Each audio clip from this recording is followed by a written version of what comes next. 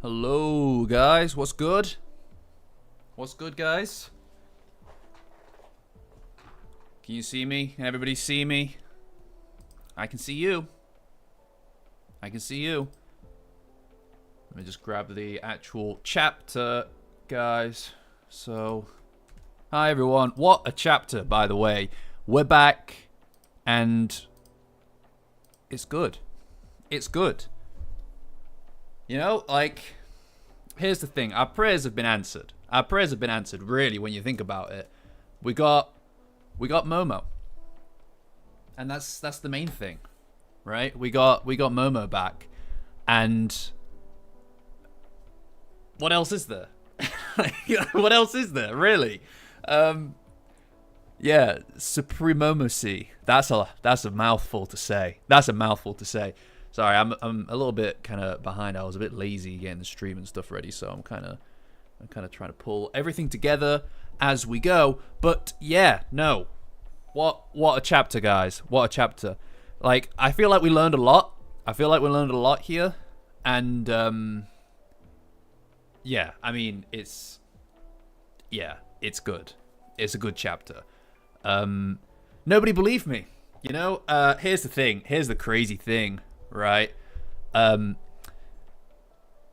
it's more of a curse than it is a blessing in this life too, and you may not realize this, not many people will, but being correct all the time, like about everything, is crazy difficult, just because people don't believe you. People don't believe you all the time, and you're just kind of like, look, guys, hey, I think that this is probably what's going to happen, and that is exactly what ends up happening. But in the run-up to that, in the run-up to that, it's always, oh, no, that can't possibly happen, they say. You know? In the Discord, now, here's the thing, guys. Here's the thing. Discord. Join the Discord. Link in the description, guys. If you no living with them. If you follow the Patreon link in the description, you can join as a free member. That'll get you access to the Discord, best place on the internet for Dandadan. And it just so happens that inside of this Discord, a set group of incorrect people, lovely, wonderful, incorrect people, made a poll regarding the possibility of Momo returning, and no, they said, and I was like, look, guys, no, I believe that, I'm sorry, I'm being really annoying, I'm being very annoying, but you know, this is what happens, you shouldn't have let me be right, that's the problem, but anyway, is that music loud enough? Is that too loud, or is that better? Yeah, I think I hit it. Oh, yeah, I'll rub it in a little bit more. I was right. I was fully right. And I knew it. And I said, I knew this would happen. And sucks to suck, idiots. I'm sorry. Oh, thank you, Blissy. Now I feel bad. I'll be good now. Thank you. I'll be good now, alright? I'll be less annoying, I swear. That's all it takes, guys, apparently. All it takes. No, please. Don't. I need them, okay? I need them, please. But anyway, I don't know anybody who isn't part of the Discord, who hasn't been on one of these streams before, or watched one of the streams back. There's a link just there pinned to the comments, so if you want to follow it, then you can follow it. Basically, I'm just going to go through the chapter, and it usually takes about an hour to just kind of go through it and see what's what. There's a lot in here, I'm going to be honest, so it might run over an hour if I'm completely honest, just because I feel like it has a lot of implications for all the different theories that I and people in the Discord, if you want to join the Discord, there's a Patreon link in the description, which will get you access. Join as a free member, guys, and you get access to the Discord. Best place on the internet for Dandadan. Or so they say. So they tell me. Right? It's, you know, that's apparently the case. Yeah, I hope that Koga feels better. Also, I'm going to remember to do my shout-outs, guys. I'm going to remember to do my shout-outs. Swear down. Swear down. All right? But anyway, I guess we should just do this. We should just start. You did the thing. Join the Discord thing. The best community on the internet. But yes, hi Eric. Yes, coffee. You know, I don't think I need it today, but I have a crippling addiction to caffeine. So I don't want to tell you. It's here to stay, right? Just don't tell Fairy. And we're good. Anyway, what a chapter, guys. So I'm just going to start it, all right? So Adachi, the teacher, is in her huge trench coat, and she's off to meet a mysterious somebody by the embankment to pick up the power that she got from he who shall not be named, the singular denizen of Super Hell. So some pretty exciting stuff there. So she's on her way to the underpass, right? Sorry, I need to always reassert myself to be able to look at the chat and do the thing as well. I'm shockingly not good at it yet, despite the fact that we've been here for ages. P.E. Diddy, quite right, Sarah. Anyway, so she meets the shadowy figure underneath the bridge, and he's got quite the stare. I don't know what the deal with this guy is, by the way. I don't know if anybody has any ideas about that.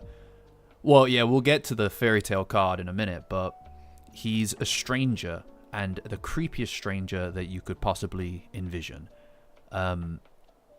He's just a very blank kind of guy. I don't know.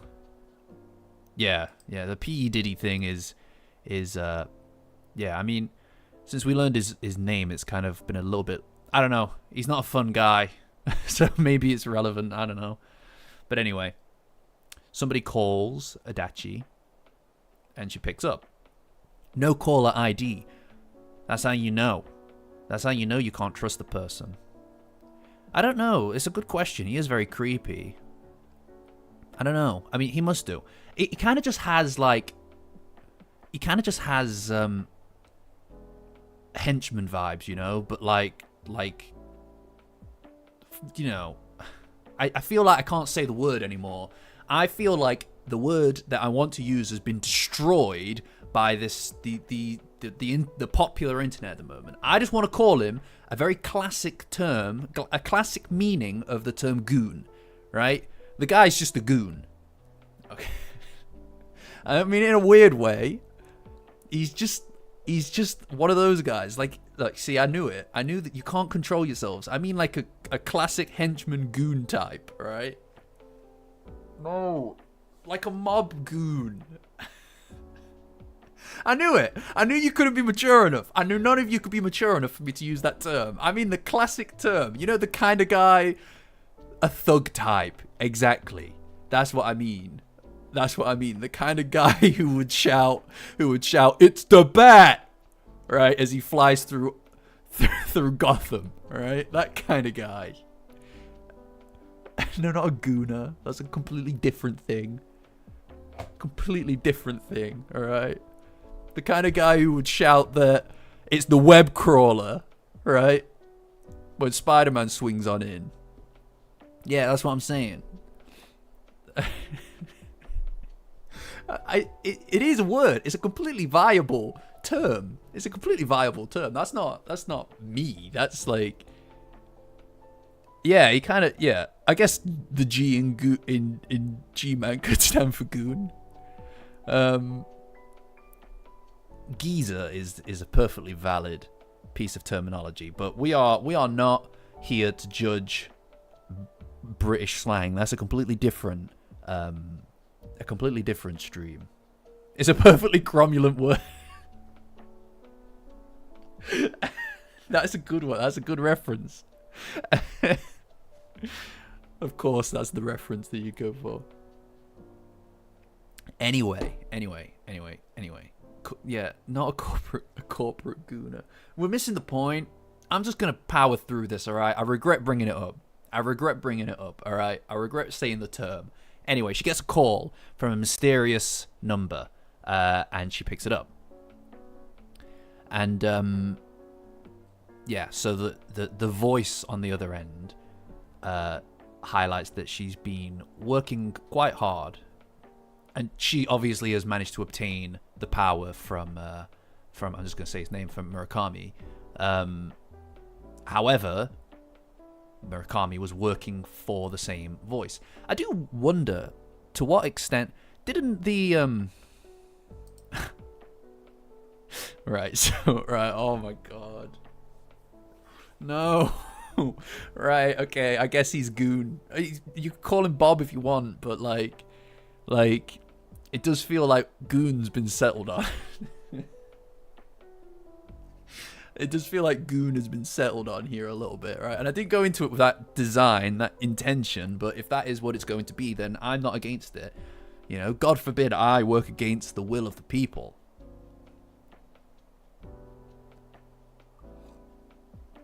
Anyway, number one guy, like Star Trek. No, I'm Bob the Gooner. Okay, Bob the Gooner. What is happening? Where am I? What's happening? Yeah, no. So when Hase first got his powers, didn't the voice just speak to him like in his own head? Or did I read the context of that wrong? Right? Isn't that voice capable of just speaking to him? Well, why do they have to use the phone here? Right? The will of the people. Yeah. I said the will of the people. Yeah, like I'm either missing some context, misremembering, because it's been a while, it's been months, or suddenly he has to use the phone now, which is quite funny, like, because he must be somewhere, like,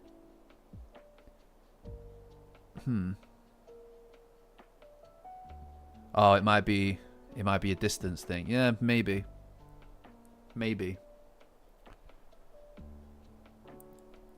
From telepathy to telephony. Yeah? Huh? Come on. That was funny. No, I don't care. That was funny. If you didn't laugh, then you don't know. Boo.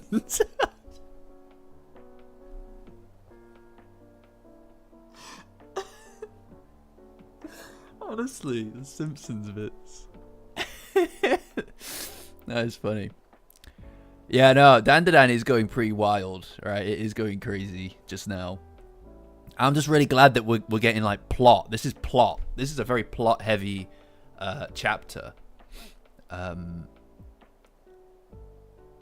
Yeah. Oh, yeah, it could be. No, that's a good point, Sarah. See, that's what I meant when I said that I might be reading the context incorrectly. Yeah, I mean, maybe this is just like just a husk, because he doesn't seem to be a dude, right? This guy seems to be just like an absolute husk, you know? Which, I don't know. I don't know. Well, I suppose we'll find out, won't we? Yeah. But anyway, she brings the power to them, and unfortunately, Murakami is one of her. So Murakami was essentially on the same side as her, which to me screams that these agents, the people who are working to enact the will of what I presume to be Count Saint Germain, are completely kept in the dark by him. Right? Like they're completely independent agents working separately. Which means that they don't know who has powers and who doesn't, any more so than the gang know. Which is interesting. Right? It's like anti-teamwork. Right? Oh, hi, a friend. Could it be a friend has appeared?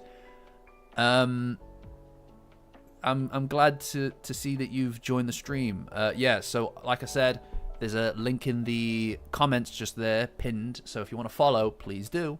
Otherwise, I will continue explaining it to you. But the art is not worth. It's not worth missing. Eric, what a guy! Thank you. That is so kind. Eric, ladies and gentlemen, he's a wonderful guy. Sometimes he deletes his comments because he's shy, but he has no reason to be shy.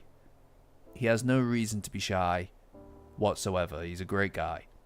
Oh, it's expired. Is that the link in the description, or is that the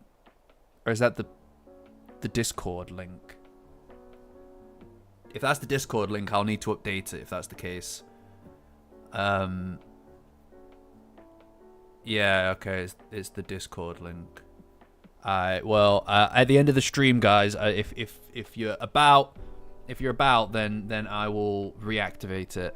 I don't know why it would have changed, but I'll get that sorted for you guys. Can't do it just now. Anyway, like I said, thank you, Eric. Thank you. What a geezer. What a guy. What a lad.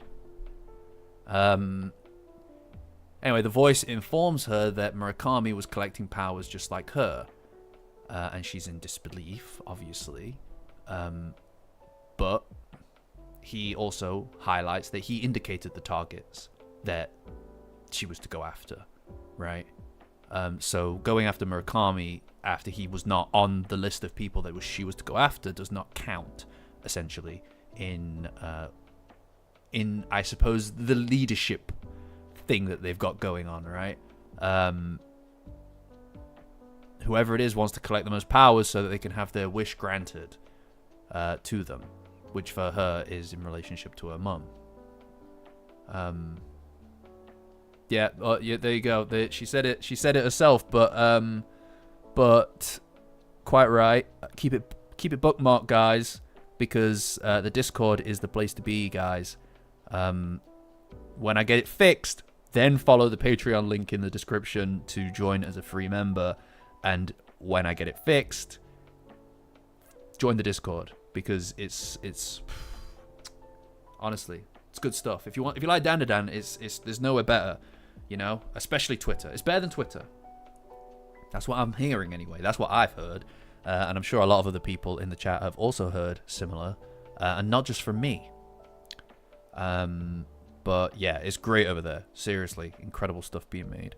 I'll try not to dangle it too much in front of you because you can't join currently. But I will fix that for you, everybody.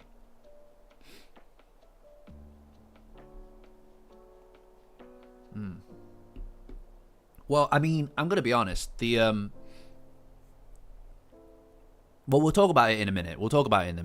But my theory for a while now, and I've mentioned it in previous streams, my theory for a while now is that there is something exorbitantly special about Momo's powers. And I think that this is all one big scheme ploy to acquire them. That's what it feels like to me. Because there is something about them that is transcendental, right? She's like, they talked about it back in the Space Globalist arc, but she's able to cross the boundaries of dimensions, right? Clearly there's something really important. She's able to suppress other people's auras. It sounds like it's valuable, and they've brought that up a bunch. Like the fact that she's able to control auras has been brought back in this arc, and it's like, it's got to be relevant because of that, you know?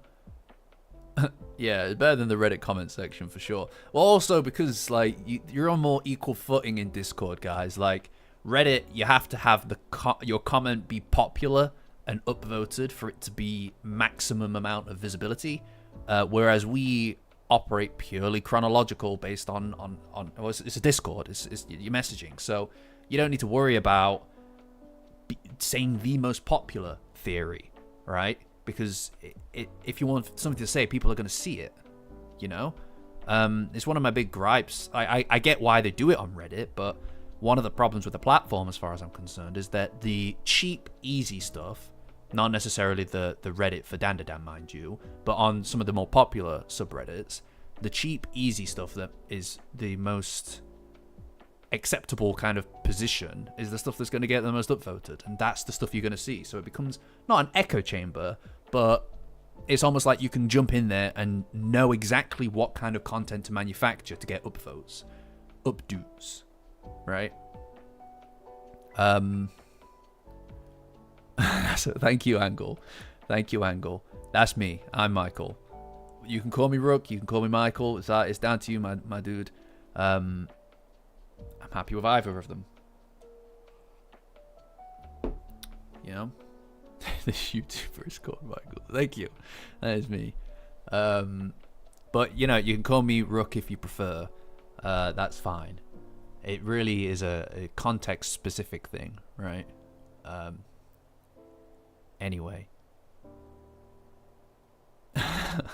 I'm actually not massively familiar with Tumblr, believe it or not. I kind of stayed away from there, but yeah, I know that it can be a bit of a nightmare.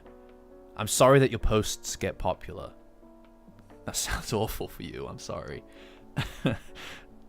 To be fair, like, there's only 70-something of us on the Discord, so that's like, it creates a much more tight-knit kind of community. Like, there is a Discord for the Dandadan Reddit. It's got thousands of people in it, so it's like, you know. Anyway, back to the chapter, because I'm getting sidetracked again.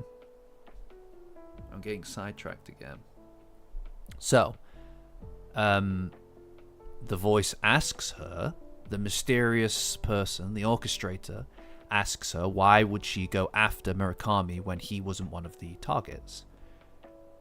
And she said that she basically says she figured it out, right? Like, she figured out that he has a power, that he has powers, and that to her was sufficient for her to act on her own.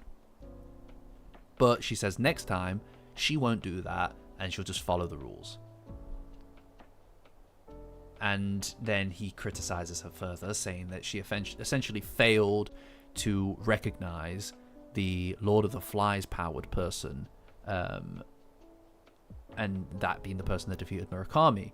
And she essentially did nothing but pick up the scraps after the fact from Murakami, rather than going after one of the targets, Koki, right? And he wants her to pass her Kazuka knife back to the man in front of her. I'm glad you're happy with the membership. That's great. I'm always happy when one of the people who are regulars gets a membership drop. So you owe Blissy for that one. But excellent. I'm glad to see everybody's happy. Yeah, I think that's something like, that's a good point as well. It is strange that they knew that it was called Lord of the Flies.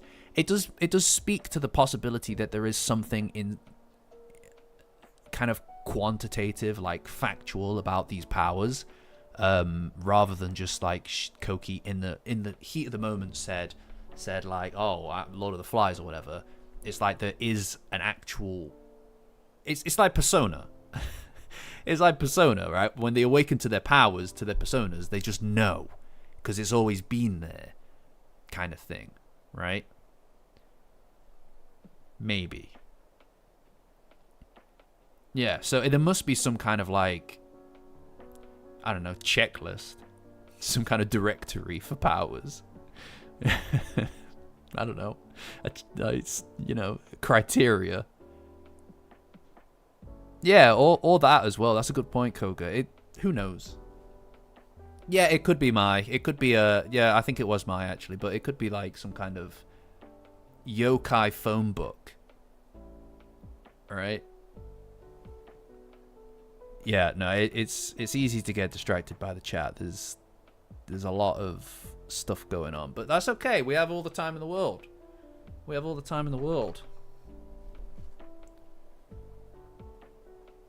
So, he, the husk, the man, the goon in front of her, wants her to pass back her powers and the knife due to her failure. She begs to do better next time, but then the voice tells her that it is beyond her. And this is where things get actually like really interesting, right?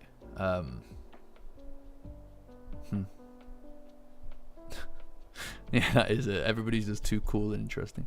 All right, Eric, catch you. Thank you for the donation, my guy. Appreciate you.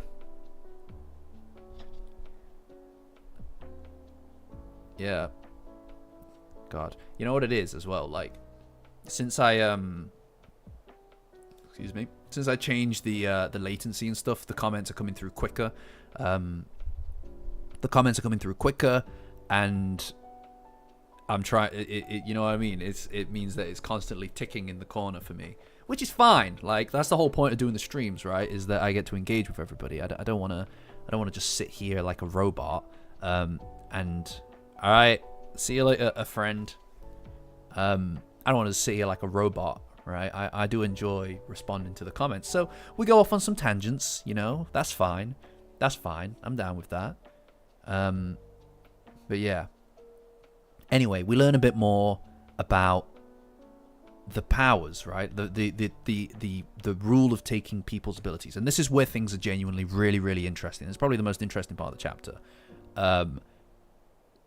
Despite the fact that this isn't the bit that reintroduces Momo, this is still probably the most interesting part of the chapter because of the ramifications of what it could mean, right? So it highlights that in order to make a person's abilities, to take one of their abilities away, it's necessary to make them surrender genuinely, right? You can't just pretend to surrender and give up your powers. It needs to be fully from the bottom of your heart. You need to be ready to surrender your power, right? But it's and I think that this is also part of why it's clear it must be Count Saint Germain, right? Because he talks about the difficulty in understanding the human heart, the human condition, what it means to be a person, right? This concept of the desire to understand and comprehend things, especially humanity, is his bag, right? Like, that's his bag. And there you go. So that, to me, screams that it is clearly him. But a person with marvelous power would have an id cosmos. I don't know what that means. I presume that it is like a kind of like psychological thing, right? Like id, ego, superego. So the feeling, id, kind of like a what would you say? Like primal feeling, kind of raw emotion, not something governed by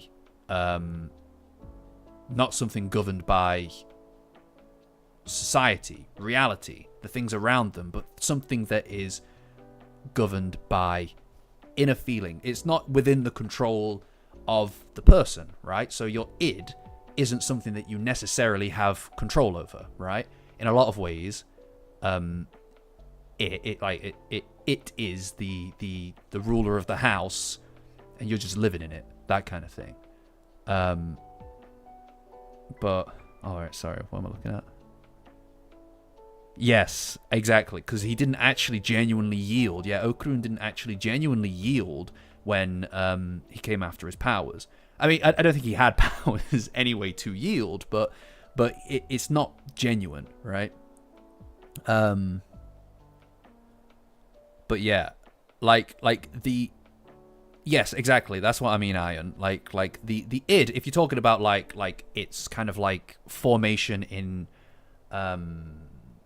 what is it? Not analytical psychology. The other one, psychoanalysis, right? If you're talking about like psychoanalytical, the id, it is the base level of the totem pole of what builds up the human psyche, right? And the id in this case would be emotion. So I don't know what an id cosmos is. The cosmos being the universe. The feeling of the universe, I don't know. Maybe it has more actual sense. Like maybe it's a more sensical term in the actual Japanese. But the pure essence is it that the person who would wield this, clearly Momo, does not fear death, right? Not really. Like, she's ready to sacrifice herself if it means that she's able to protect her friends, the things that she cares about, the primal urges that drive her, right? Her connections, her friends. And we saw that in the Space Globalist arc, and this is what we're seeing in this frame, is that moment where she was ready to die, if that's what it took to stop the cur. How do you make someone like that yield, right? Like, genuinely, how can you make someone like that yield if there's nothing you care about more than protecting the things that are valuable to you? People are ready to die for that, and that is like the essence of someone who is unbeatable. So, as they highlight here, there's a necessity to target the people that this person cares about, because if they care about, they don't care about themselves, they care about the people around them more, then the only way to get them to yield is to attack the people around them, right? It's like the difference between someone who has everything to lose and somebody who has nothing to lose, right? Yeah, exactly. I think that might be it, Bussy. Yeah, I mean, it was. I don't know. It's. I think that there is something incredible about Momo. Well, I don't know how Into the Stars with Mars. I'm just gonna call you Mars. I could call you Stars if you prefer, but you should catch up. You should catch up with the manga. It is fire. Every week it's fire. I swear to God. Yeah, I mean, there is something like Momo's ability to transcend dimensions, right? Like, they've already spoke about that. That's not just like it shows up once and then it goes away. There is something about Momo that is clearly incredibly special. And Tatsu said recently that the thing about Momo that he thinks is great, and I agree, like, I think that the most interesting thing about Momo isn't necessarily just her strength. It's the strength that she is willing and ready to kind of instill in other people just by being her, right? Okurun is a completely different guy now because of the fact that she took a chance, and not everybody does that in life. Most people don't. Like, honestly, most people do not take a chance on people. Like if you think about it, if you really, really, really think about it, right? If you really think about it, the notion of stepping up and standing in front of bullies, people who reflect the worst, most judgmental side of the world, of society, of standing up and walking in front of them and using your power to defend someone without power, someone that you're not supposed to give a shit about, and doing that, using your power to do that, to give power to the powerless, is a really hard thing to do, right? And I think that's why bringing back Hase now is such an important thing, because that is the inception point, I think, and that is Momo as a character is doing that, is stepping in front of someone like him, right? And I've been saying this for a while now, right? For the past few streams, in fact, it's been weeks and weeks and weeks now. I genuinely think that Momo surrenders her powers for Okurun to save him. And this, to me, screams it. It screams to me that is exactly what's going to happen. Right? And I'm so excited for it. Not just because I want to be right? I do want to be right. I love being right. It's awful. It's a terrible, it's one of my worst traits. I love being right. It's great. But I just think that from a story perspective is the way to go, man. Can you imagine it? I can picture it in my head, and it's awful and amazing and terrifying, but that mixed in with the confession at the same time, it's two birds, one stone, right? And to me, this chapter to me is screaming is screaming that that is what will happen. Right? And exactly, and Okurun will be begging her not to do it. But she will. And I think she'll lose her powers for him. That's the way that's always been going. You did not just hit out with a for real, surely. Yeah, thanks, Blissy. Appreciate it. Appreciate it. No, I know. Like, you know what the worst bit is? You know what the worst bit is? It would be bad enough. It would be bad enough. And I get it, guys, right? Because I know that I'm annoying about being right. Like, it's dreadful. I'm so sorry. But, and I own that as one of my bad traits, right? But, if I had formulated that opinion, that basically a fan fiction, right? If I had formulated that fan fiction in my head now, I don't think that it's not really worth props, right? But the fact that it was months ago, the fact that it was months ago that I formulated it, I feel like that deserves something. It deserves props of some kind, guys. I mean, that was months ago. No, look, again, Shadow, I hear you, my dude. I hear you. Completely insufferable. I know that, right? I'd like to say I'll try to be better, but I won't. I'll tell you, if that is what happens that week, if that is what happens that week, I will be the most annoying piece of shit that you've ever met in your life. You know? Well, we don't know that I am right, but it feels like we're on the trajectory to me being correct. Now, the details in between, the little details of how we get there, it's difficult to tell, right? But you can tell how the climate will change in 100 years, but figuring out what the weather is next week not only is irrelevant, but is harder in a lot of ways, right? Now, I'm telling you what way we're going to be, all right? Just follow me. Why are you booing me?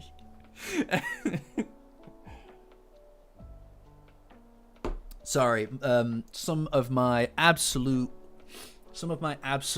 tyrannical annoyance side has leaked into here from the tier list, and I apologize for that. I actually mean that when I say that. I apologize for that. But I can feel it in my bones, guys. This is what's going to happen. She's going to surrender her powers.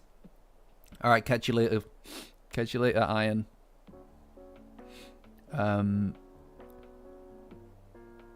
Yeah, I hope not. I mean, you might be right, Blissy. You might be also right. Both of us can be right. Both of us can be right. Because, to be fair, your idea goes hard as well. Right? It does. Why are you booing me? I'm right. It's true. Oh. No, you'll see. You'll see. If I'm wrong, right? If I'm wrong, I will wipe everybody's debt. If this doesn't happen, I will wipe everybody's debt but my own. And you can tell Wolf, you can tell Snow Wolf I'll do that. You can tell Snow Wolf I'll do that. All right, that's what will happen. Yes, we'll continue now. We'll continue. Sorry. Wipe the video and the VOD first. Oh, that's a good idea, Jury. I don't remember saying that. Yeah, but don't tell. Right, you know what, actually? I'm just going to modify. I'm going to modify that bet. If I'm wrong, then I'll wipe everybody's debt but my own. If I'm right, I'll double goddesses.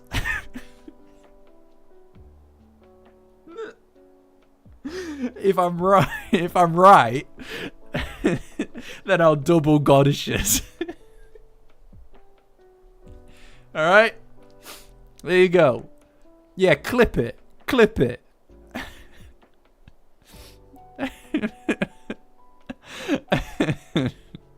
He's not even here. That is catching a stray. Well, if he says no right now, then I won't do it, all right? Nah. He'll be fine. In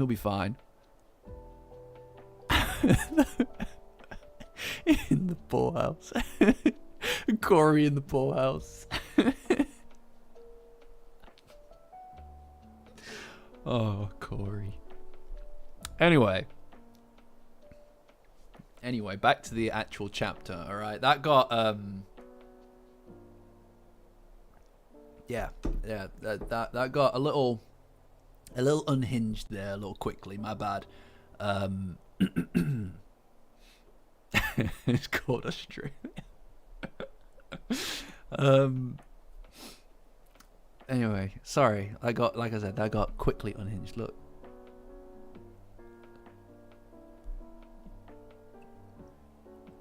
So, point is that the person on the other side of the phone, the orchestrator, says that she couldn't possibly be this cruel. That he doubts her ability to target the friends and family and relatives of the people whose powers they're looking for. Yeah, I got some squashies, guys. It must be really annoying to hear me eat at the same time. That's my bad. I'll just have one more. I'll do one more. Anyway. And she swears that she would do it. And that, this to me screams as well that, presuming this is Count Saint Germain, guy's not a nice guy. Alright? I know that's probably obvious at this point. He's not a very nice guy. He's kind of a nasty bugger. Right?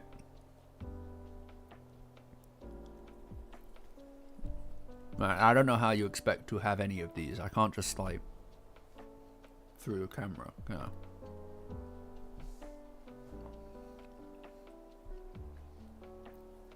They are very good.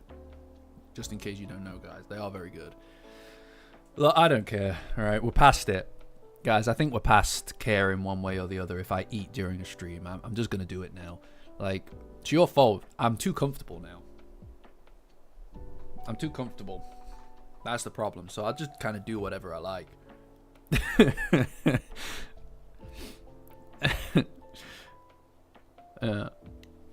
Anyway, she then pushes back by saying that she will do it, that she can do it, and that she will be an awful monster because she needs to help her mother. And then, like, I don't know what the hell, by the way. I don't know what the hell. This guy, like, this dude, this goon, right? Bob the Goon. He just, like, wallops her. He just goes full ham and starts beating the crap out of her with a briefcase, telling her to accept her defeat. And he's just he's going to town, right? Now, it's worth noting that Adachi here keeps her powers, right? She keeps her powers at the end of this. She is definitely going to become some kind of ally. She's just too sympathetic, man. Like, I don't know. I can't fault her. Like, it's terrible, but it's... What's, I think, really diabolical here is the absolute So, with understanding comes, for most people, empathy, right? Because you're able to, like... If you think about someone like a you know, a psychologist or whatever, the idea is that in understanding the way that people operate, you're better able to empathize and understand how you would feel in their situation, and as a consequence of that, put yourself in a position where you're able to help them because you would know what you would need or want, or how to navigate feelings like whatever. That's what normal people do. That's what not crazy people do. They have the ability to understand the human condition, right? And that makes them relate. There is and this is in real life, right? And I've known some people like this myself, and it's dreadful. But there are some people out there who go out of their way to the best of their ability to understand psychology, the way that people operate and what makes people tick, in order to get their own way. Because you're able to manipulate people easier. if let's say you've got someone that you desperately hate, and you're also a monster, you are able to look at that person, and any creature, any monster, any animal can attack and go, oh well, this is going to hurt that person, and then eventually kill them. But a real monster would know that that person is just like me. I understand their heart because I have one too. I understand that for me, what's worse than death is for somebody to go and kill all the people that I care about and hurt the people that I care about. Some people who understand that will then go, that person probably, because they are like me, a person, has loved ones that they care about. So hell, I can go and kill those people for them, and I know that that would hurt them more than me just killing them. Right? With understanding should come empathy and being able to relate with people. But for some people who are psychopaths, or people who are unable to empathize with people, someone like possibly Count Saint Germain, because he seems like he doesn't care about people, despite the interest in them, it's purely an excuse to manipulate them. Or to use them, right?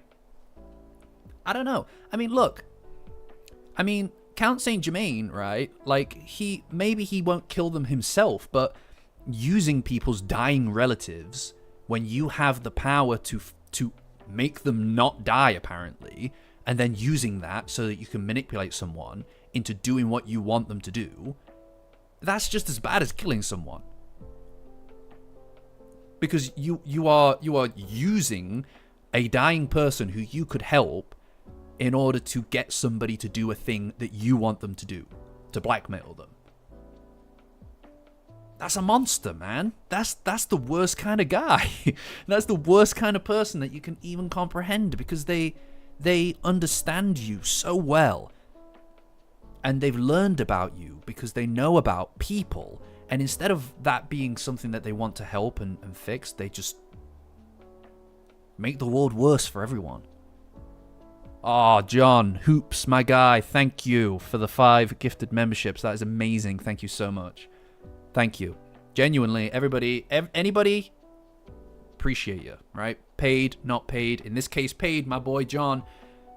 Thank you. Seriously, it's more than I could ever expect or ask for, so thank you. But yes, yeah, no, exactly. Grav, I'm just gonna call you Grav until I know exactly what to call you. Oh, Hoops, I appreciate you, my guy. No, I do. I appreciate you. One of the guys on the Discord, guys. I'll get that link fixed for everybody, but wonderful place. Yeah, well, this is it. Like, he is using people.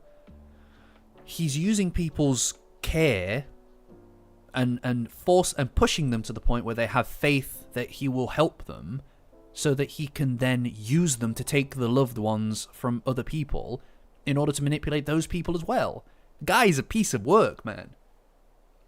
You know? Like, if he is using you so that you will do the same stuff to other people, you are not working. Like, it doesn't matter that you're just pushing the problem one step further. You're making things worse for everyone, right? And I get why she would do this, because she's desperate. She's clearly desperate.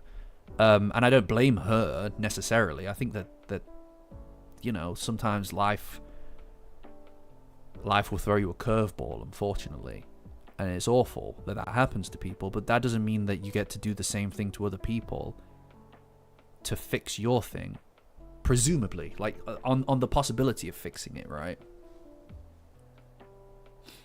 And she's getting the crap smacked out of her by this briefcase goon, and he's telling her to accept her fate, and she refuses to do it because she's thinking of her mum, right? And this is her power to possibly help her mum, and that's awful. It's a terrible thing, right? It's the same with the Iron Bull guy, right? Like, I get it. Genuinely, I get it. Like this is, you know, people are willing and ready to do this is literally what we're looking at when you're talking about Momo, right? It's no different than that. Death is, who cares, man, when it comes to something more important than that. And someone who is ready to hurt someone beyond just killing them is not a good person. He's an awful, awful, awful monster. And you know, screw him, man. He's the worst. He's the worst. I mean, even the Cur. Now I'm thinking about it. Princess Peach.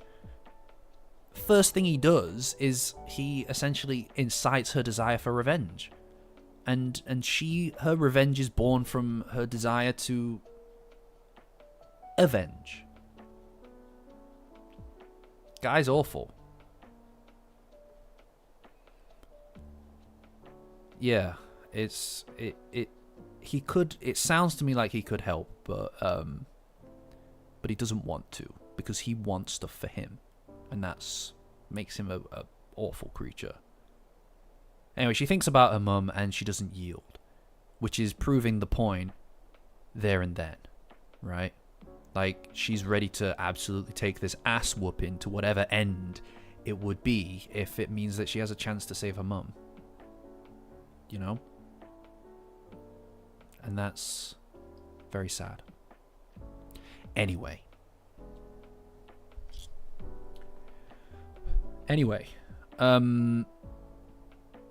then a boot comes out of nowhere and kicks the goon straight in his face, and he goes flying. And it's my guy. It's my guy. He's just like reporting it in. He's reporting it in. He's the best, man. Oh my lord. Bega, my guy, he's the best. I love this man. He is amazing. He's so cool. He's so cool, right? You know? He's so cool. He's just reporting it in with his little radio, man. Oh my lord. Oh my lord. And he's all like seeking immediate assistance. This guy is cool because he's acting on his own, man. Like, he's completely acting on his own. And he is... I actually... as far as side characters go, right? I'll do it, man. Like, this guy is look at him. He's I don't know. There's something. Look, one day soon, right? One day soon, I will eventually get to the Danmara. That arc, right? I will get to that arc in the retolds. But as far as characters go, he, as a side character, he's just amazing. Like, he's so good. Because he's kind of the, I don't even know how you describe him. He's just good. You know? Like he's just a good guy. It's so easy for bad things to happen to you, and then you pass that on to other people, and that's the whole thing, right? With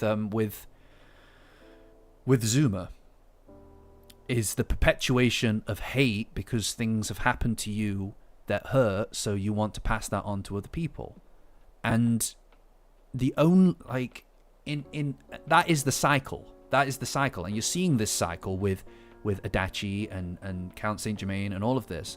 You're seeing people hurting people to stop their hurt from hurting them, right? So you pass it on and double it when you pass it to the next person. But the only way to stop that is to choose to stop that and to not do it, to not pass it on to the next person. And that's the only way to break a cycle like that. And he is one of the strong people in the world that can do that. And I don't know who could. I don't know how you could. Right? I don't know how you could, to be honest.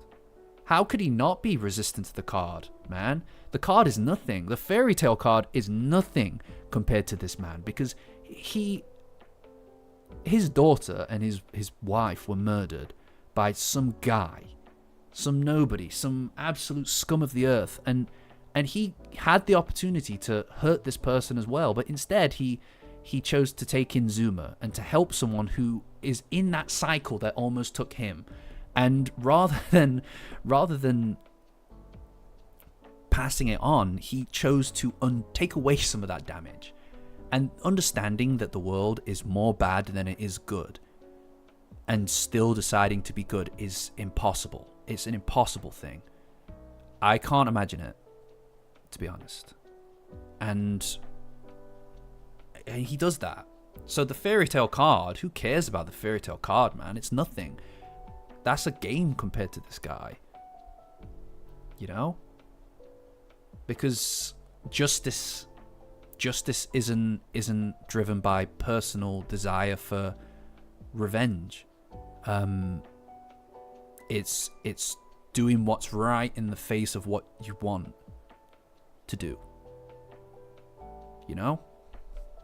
I think he's fantastic, and I think he's so well written. And they honestly, the damn Mara arc is amazing. The damn Mara arc is so good. That's the second half of it anyway. The second half of it is so good because the themes of love against hate, it's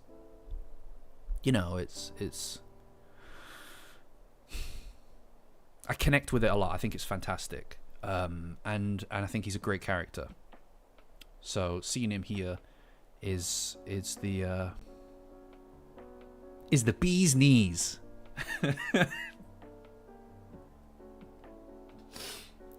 Is the bee's knees. Honestly, he's the guy.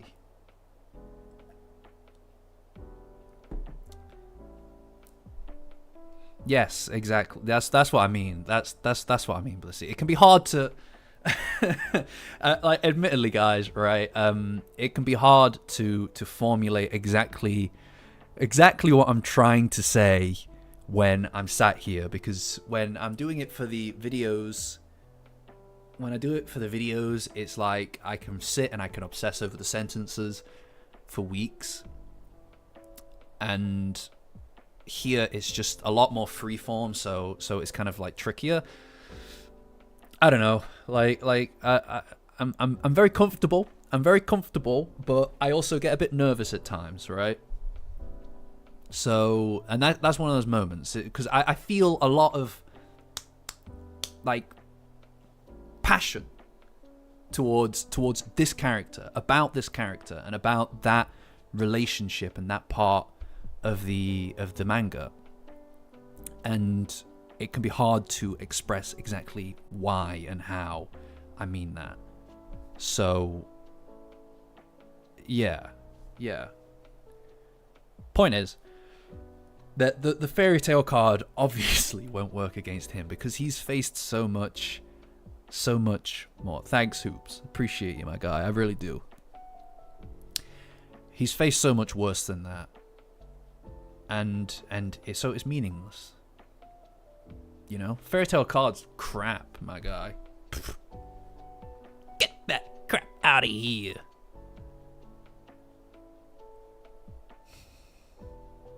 But anyway.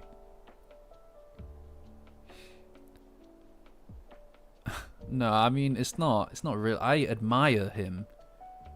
You know? I admire him a lot, because I don't think that I could be him. If that makes sense.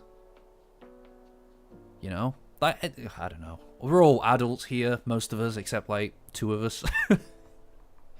We're all adults here. We've all had stuff in our lives. You know? We've all had stuff happen to us, and we've all had bad things happen to us. And a lot of the time, you don't act half as right and righteous as this man. So he's someone to admire, in my opinion.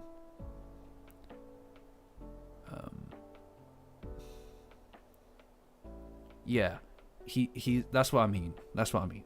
He's someone to admire, is how I would put it.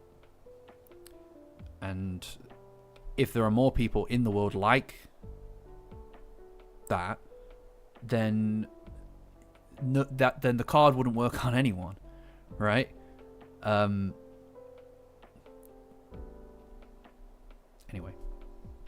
moving on. Moving on. So, the card does work on Adachi though, and she goes cray cray, and she jumps on Baker's back and starts going ballistic. like honestly, it's the face that the card pulls as well. Like, I just feel like since the last arc, and since the card has been defeated, it kind of feels like bringing back a season 1 villain against like a season 5 cast. It's like, come on, man, are we still doing this? We still doing this hate thing? I feel like we're past this, my guy. Get out of here. Get out of here. You're no one. You're nothing. You're no one. And so he convinces her to attack, and he just immediately disarms her because he's a Chad. And then the goon is gone. Yeah. See, this is it. I feel like this the goon is just a husk or something, right? But anyway, he has her now. Now, let's not talk too much about all the bad stuff in our lives. I only really wanted to highlight it to I only wanted to highlight it as a means of I don't know. Just my point is that he acts how we should all want to act in the face of awful things, of tragedy, right? And if any of us can be like him, be like Bega, right? If any of us can be like Bega, then we would be better people for it. That's my point. And I admire him as a character. That's my point. Anyway. Now, more importantly than that, right? Now, that was all great. This chapter is like fire, right? This is a good chapter. This is why we're still talking about it and we're not done yet, an hour in, right? We see my guys, the other squad, right? So they're telling Manjiro to stay behind, and yeah, he's basically going to look after things here. He's getting left behind again. My boy's getting left behind again. He's being ignored again. But he also says to Psycho to take a painkiller every 6 hours because she's got broken ribs, right? And this is the thing. This is why it makes more sense. This is again why Momo. No. Momo. That's good. I like that. This is how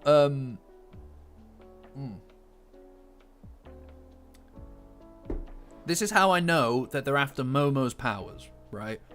The Iron Bull went after her grandma, right? Like, this makes that whole fight make more sense because it was Momo's grandma that they went after,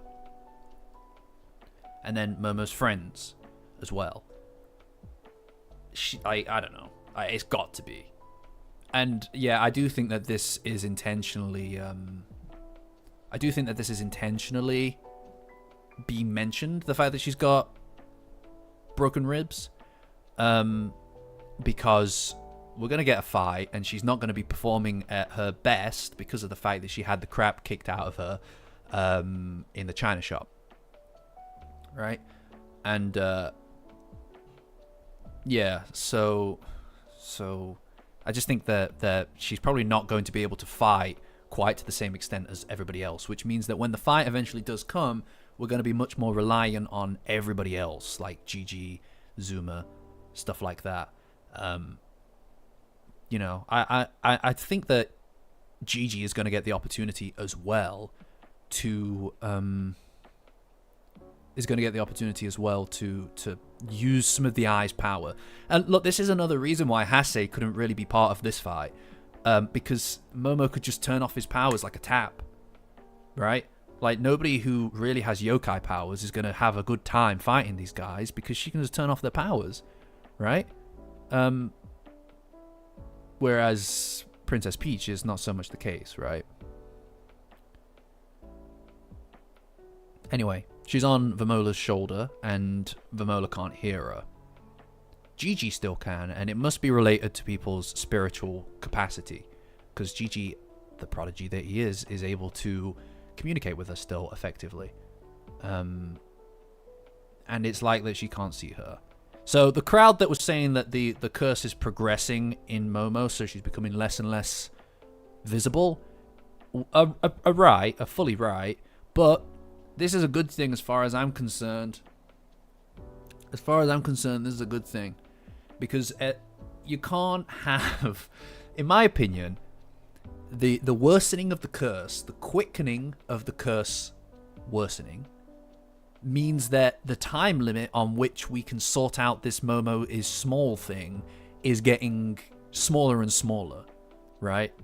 The time window is closing quickly. So that means that she has to be turned small again, or she stops existing apart from one character being able to talk to her. I highly doubt that Koki's going to be the only person to talk to her. I just don't think that. So we're going to get this situation solved sooner rather than later, in my opinion. Maybe. I mean, who knows? Who knows what chapter it will be, what chapter it'll end up being, like. But it will be solved, like, sooner rather than later. It can't not be. Do you know what I mean? But she is becoming unnoticeable, and no one will be able to see her anymore or communicate with her anymore. But like I said, I like, you know, I again, I've spoke about it already. It is clear to me, I'm fully on board with the theory of Momo losing her powers to save Okarun, and then Turbo Granny showing up. Maybe afterward, maybe after she gives up her powers, they're going to kill him anyway, something like that. Turbo Granny shows up. I think Okarun, at the end of this arc, Okarun will be powered up again, and Momo will have lost her powers. That's where I think we'll be at the end of this. You know? It could be 200. Like, honestly, this arc is good. This arc is good. This feels like everything coming together, and I don't know, I really like it. I like the plot actually being a little bit more meaty, right? Like, I feel like up until now, it's been very character driven. The series has been very character driven, and I love that. I love that. But the arcs themselves, the actual stories in the arcs, have been kind of like much smaller scale, except for the Space Globalist, which the Space Globalist arc, really, while I love it, amounted to effectively the aliens are coming, we have to fight the aliens. That's like the plot there isn't really that interesting, right? The plot there isn't that interesting. It's just the premise that's really interesting, and the way that the characters react to the premise, rather than the plot being like magnificent or incredible. This is an example of the plot and the characters and everything coming together and being really interesting. I'm very interested to see what happens in the story, more so than just what happens between the characters, which is where I've been for the majority. Like, if you look at the Kaiju arc, right, it's not like it's not interesting. It is, and I'm using that as a reference because of the recent video. I don't know who is watching this that hasn't seen the recent video, but please go watch it. And if you have seen it, hell, maybe go watch it again. Drop a like, subscribe even, I don't know, get crazy with it, you know? Maybe even hit that bell, guys. Anyway, point is that now the story is really good. Like, now the story is on fire, and all the characters are in a really interesting spot between each other.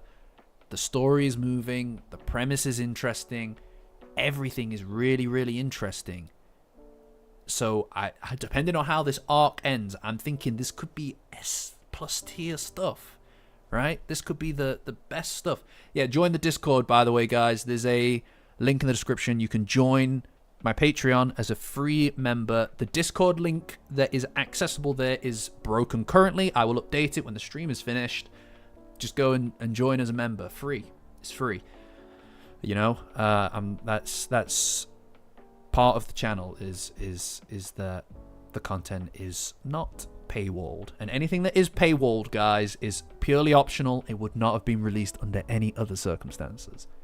Anyway, Momo's tiny still. The curse is progressing, and then in the next shot, the closing shot, we see the other gang, and they're dragging Hase's borderline corpse along the ground to Ida and Rin as she jumps to hug Okurun, because they're reunited again, and that's nice. And that's nice, right? I like that. That's cute. I'm glad that everybody's okay. You know? I hope they're dragging him over every rock. Just give him a couple of kicks as well, just to be good, you know, just to be sure. You know? The screwdriver is in the closet. I swear it's supposed to be in the closet. But, well, relatively okay. Everybody's basically where they were before. Yeah. Yeah, Hase sucks, though. Hase sucks. Like, he's the worst guy. He's the worst guy. You know? It's quite possible that we are going to hear his side of things, though. Like, they're going to interrogate him, so we're probably going to hear his side of things. Oh, yeah, he got chomped, and Ida's back got all burned up. Like, you know what I mean? Like, relatively okay, right? Like, as opposed to dead, everybody's fine. Adachi's actually not doing so hot now I think about it. She had her face smashed in by a briefcase. Yeah. Anyway. Here we are. Here we are. Now, guys, right. Here we are. Now, I did see that a wonderful person in our community made their own tier list that was wrong, but they used pink for the S+ tier, and I got a little bit jealous. So I made my S+ tier pink as well. Because I won't be outdone. Because I won't be outdone by anybody else.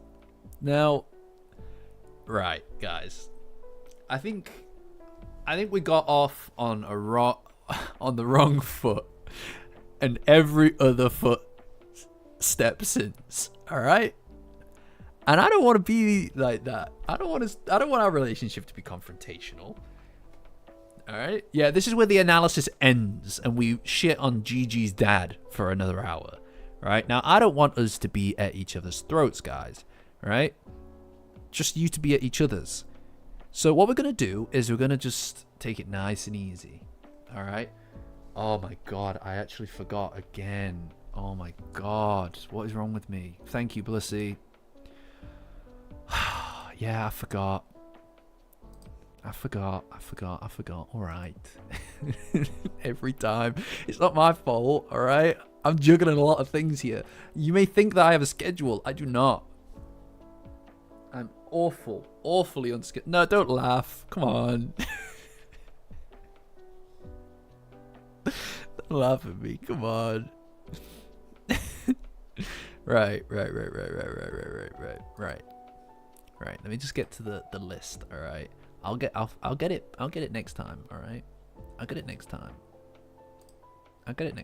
Swear down. Let's have a look. Roles. Let's see. Who is yokai power user? Okay. So I'm gonna just. You do not sound self-aggrandizing. Please, nobody think that. I want you to let me know when I've skipped it. It is literally part of your tier. All right, it's literally something that you paid for, and I don't deliver it because I forget, and that's terrible. That's inexcusable, right? Because like that's. I promise that in the tier.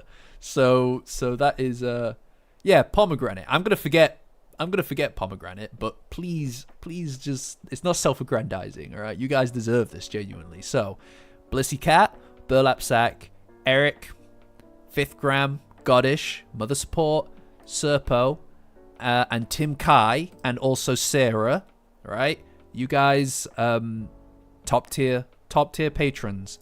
And I genuinely don't know how to even describe it. It's incredible. Thank you. I know that you would all disagree, but I feel unworthy of it. And that's, yeah. It makes me want to do this. All right? It makes me want to do this. So thank you guys. Like genuinely. It's very meaningful.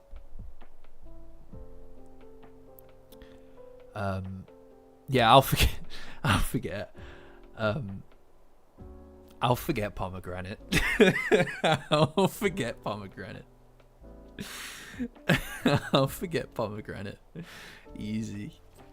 Yeah, I like pomegranates.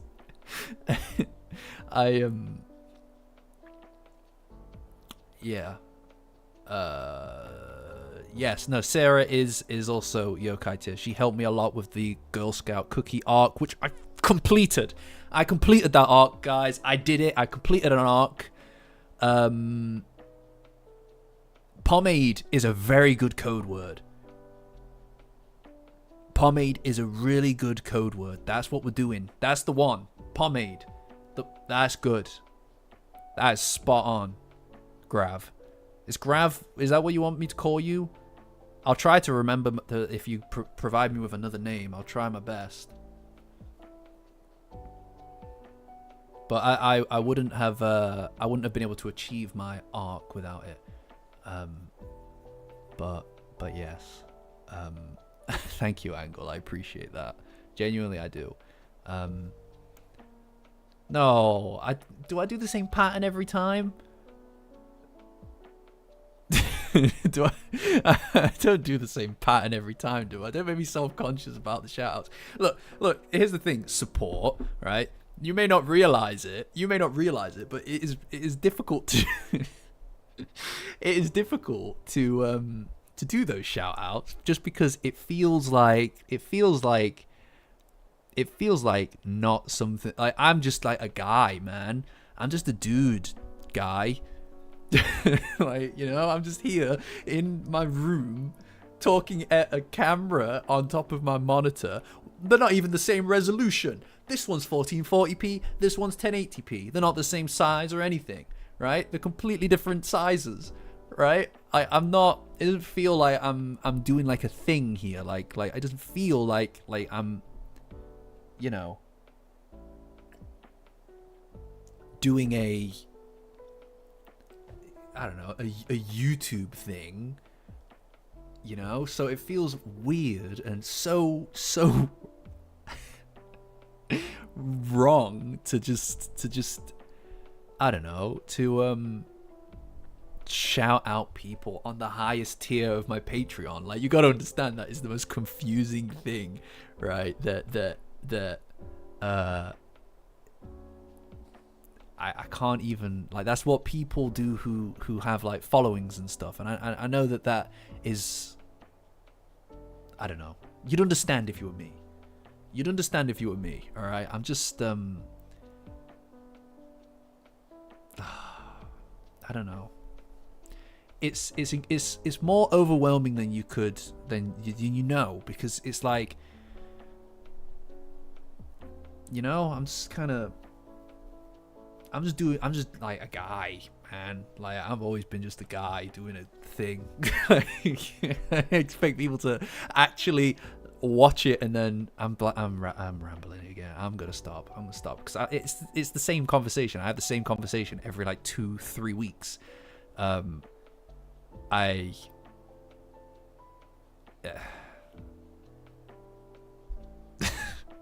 don't know. No, come on. Let's just tier list. Let's do the tier list.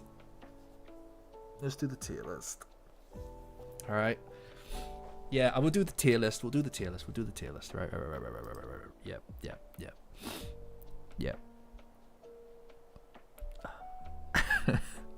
Who are we doing? What character? What character?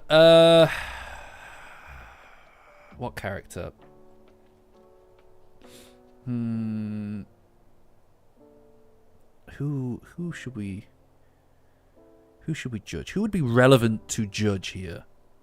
Look at this. Oh wow. They've got the the Kinta Okarun combo.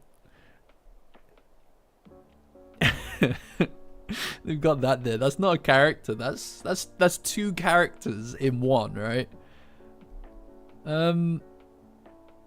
Yeah, let's do the fairy tale card. You know what? That's a spot on one. That's relevant, Max. Fairy tale card. Oh, Kintaroon. I quite like that. We'll do the fairy tale card. I don't think we're ready to judge Adachi yet. I think that there's still more that we can know. I saw that before you retracted it. I already did it. I already did it. Shame. I'm kidding. I'm joking. I'm sorry.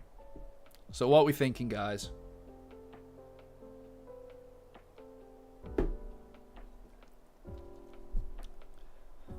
Honestly, you know, there are some people who constantly delete their comments thinking I won't see them. Like, I don't see all. F tier. Yes, Sarah, exactly. You can't just F tier them because you don't like them. Oh my god. You can't just F tier them because they're a bad guy and you don't like them. All right? And I'm not saying that he's like an A tier or anything, but we've got Nessie here.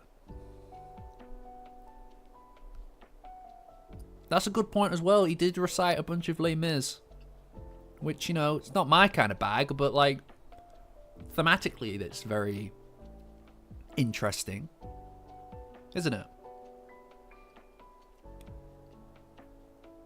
Yeah, the design is quite bad. I do think the design is a bit bad, to be fair. Why do you want to bring down characters from C? We have so much space. We have so much space, actually, up in the C and D region that isn't being used, that I'm going to actually have to go away after this stream and recalculate it so that we have less space there, because there's too many opportunities there. Because I calculated this based on how many cards were down there, how many faces were down there. But we've got too many spaces up there that need to be filled. So I'm going to recalculate it based on removing duplicates and reduce the amount of C and D tier. Because, look at it. No, you're not getting more space. You're not getting more space to A and S. Honestly, it's ridiculous. Complain. Come on, rank. Why don't you judge? Let's do what we came here for. Mother complain, am I right, guys? I liked it when he was the little guy as well. Yeah, I like the little guy as well. Complain. Mother complain.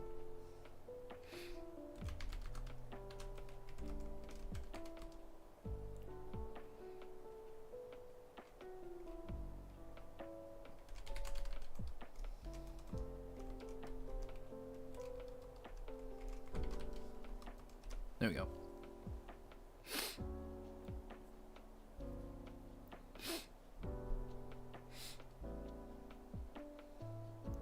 No, we are not adding another S plus tier. You guys just don't get it. I swear you don't get it. No, you do get it, actually. You just don't care. I don't know. No, I mean, the fairy tale cards did create the condition. Did create the conditions for the confession to happen, but he didn't actually make it happen. You know? I mean, it's the desperation. It's the desperation of knowing what he was about to lose that pushed Okarun to say what he needed to say.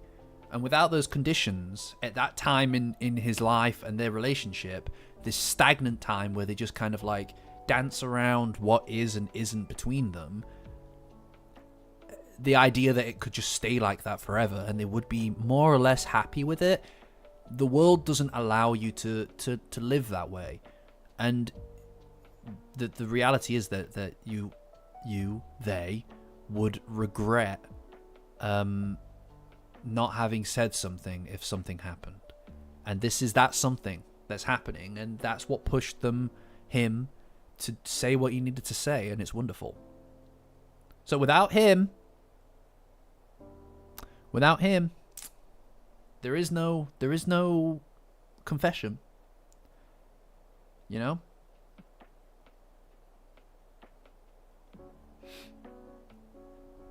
Yeah, Okarun's the guy. Okarun is the guy, right?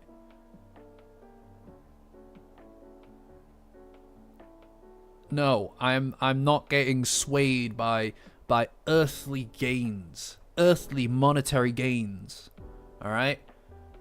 I refuse to be swayed by the earthly possessions. Okay? I'm sticking to my guns. Sticking to my guns.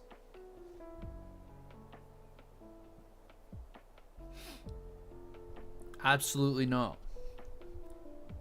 Make it 1,000 and it still wouldn't change things. I also don't think I could accept such a thing. Just generally speaking, I don't think that generally I would be able to accept such levels of donation. I can't. Like that's too much for me. 2K. You'd be wasting your money at 2K. You'd be wasting your money at 2K. Oh, that's a really good point, Blissy. Oh, okay. Who are we dropping? Where are we dropping, boys? Screw it. Let's pop him back up there for a bit. Go on, Gigi's dad. Have a good one. Have a good one on me. I've already got some Girl Scout cookies. I don't need them. I don't need them. I've already got some.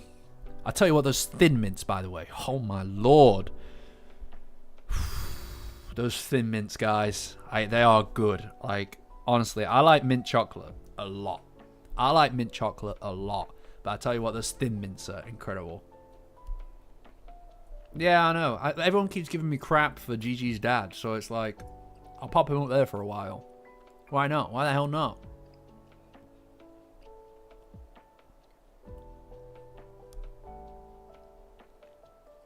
Well, I've already got the Thin Mints, Shadow. I've already got them, and they'll be there forever, probably.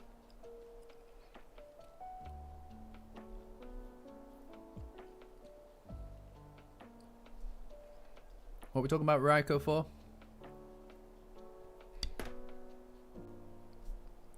Drop my squashy.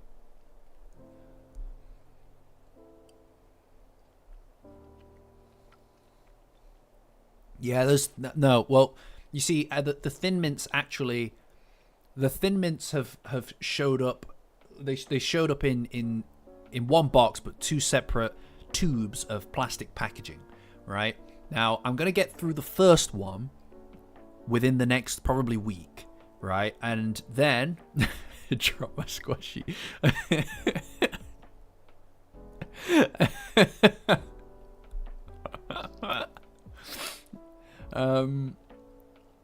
Anyway.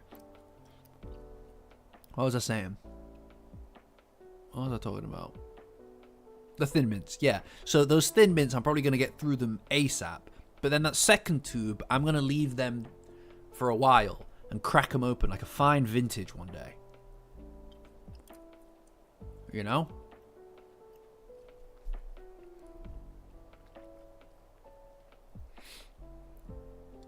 Look, hey guys, you know, like I'm working, you know, I'm just there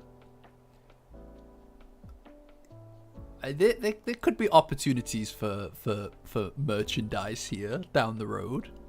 All right, I'm planning a new phase of stuff currently, of projects that I'm working on. So I don't know. How do you make merchandise without infringing copyright when you're obsessed with Dandadan? You know, like, ridiculous, but we'll see. That's what I'm saying. You don't know when you need those Thin Mints, right? And knowing that they're there, you know. Yeah, that's it, Mothman. I've got a good idea of some stuff. I've got a good idea for some stuff. No, I'll work on that. I'll work on that. Don't worry, guys.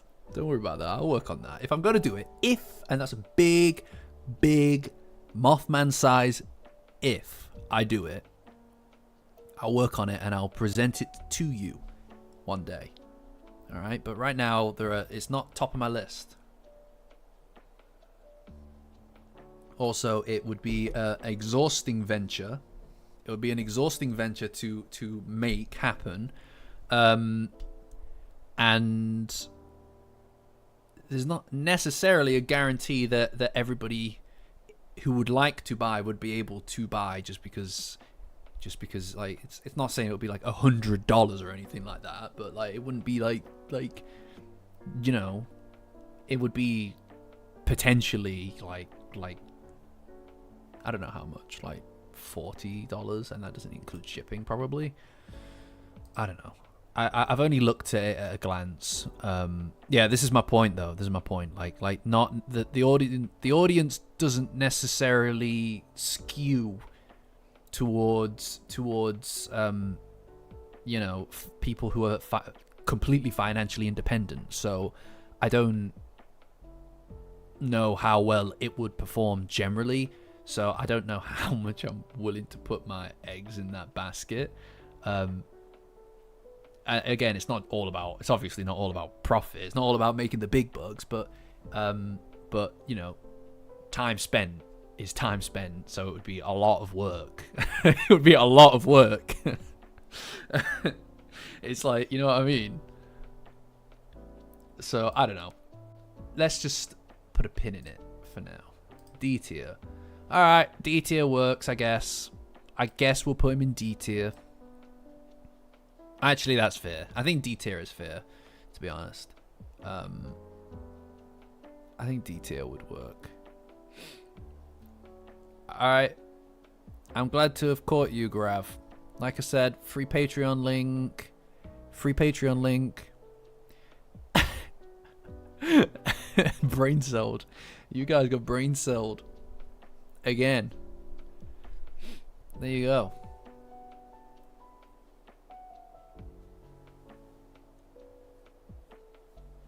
Well, yeah, what's wrong with D? What's wrong with D tier? Well, yeah, I mean, he's not like a great character, to be honest. Although I must say, the notion that she should be here, unnamed waitress should be here alongside actual named characters, is ludicrous to me. Oh my god, handsome eye shirts. Oh my god. Oh my god, can you imagine? They would do alright as well. They would do alright, genuinely.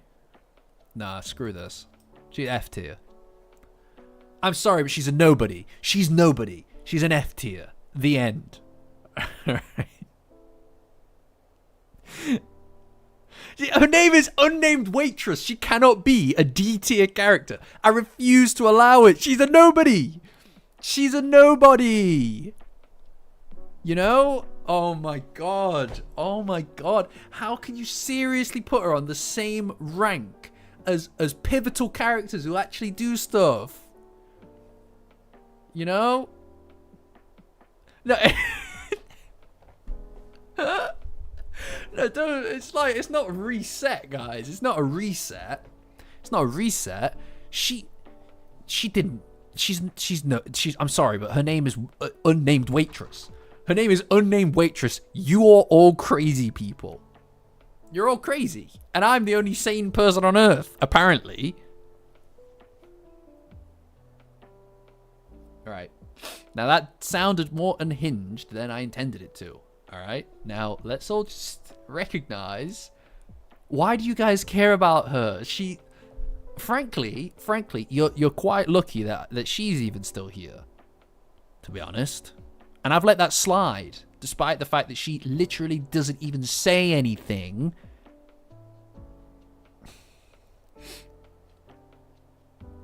I can't believe that you're all... And is the Discord in the room with you right now?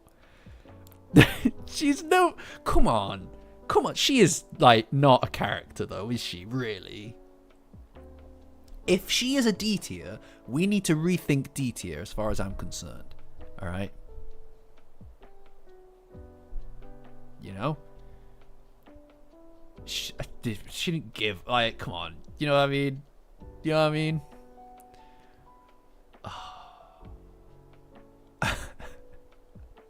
Go on, somebody go away and write an essay about her and then send it to me, and then maybe I'll consider it. It worked for Rin, alright? Who, I'm telling you, by the way, is going to be awful when we, well, there's 26 of us now, actually. Is now the time? Is now the time?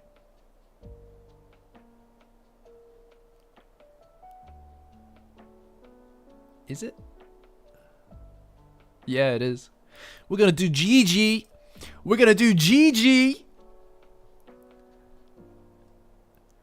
We're going to do GG. This is a big one, guys. This is the big one. So pull out all the stops. Come on, we're going to do GG.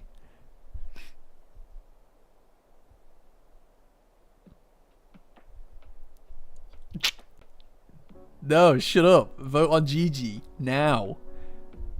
Come on. Roll up. Oh my god. God. Well, who do you guys want to do next? This... Is he Kashimoto or Payase? I think he's Payase, right? Shut up, Lizzie. Am I so transparent? Am I so transparent, truly? Am I truly so transparent?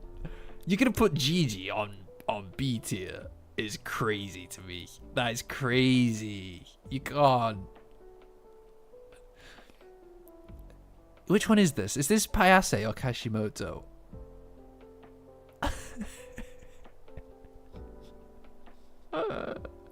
I'm sorry, I actually don't remember. I think it is Payase? Right? That's Kashimoto, isn't it? Up here. I think that is it. You can't put that on me. It is Payase. Alright, fine. Fine. Oh my god. Oh my god, man. Fine. Oh, I'm out of squashies. Somebody bring me more squashies. Mom! Mom, bring me more squashies.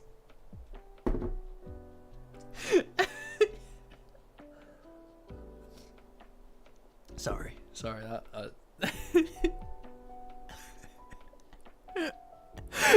you cannot put that on me that you're in hospital, man. Come on. Oh my god. No. Fine. Right. Koga's in hospital. I'll put her back for now. Alright? I'll put her back for now because he's in hospital. I feel really bad about that because I want him to be okay. Alright? Mom, squashies. You know where they are. They're above the cups in the drawer, Mom.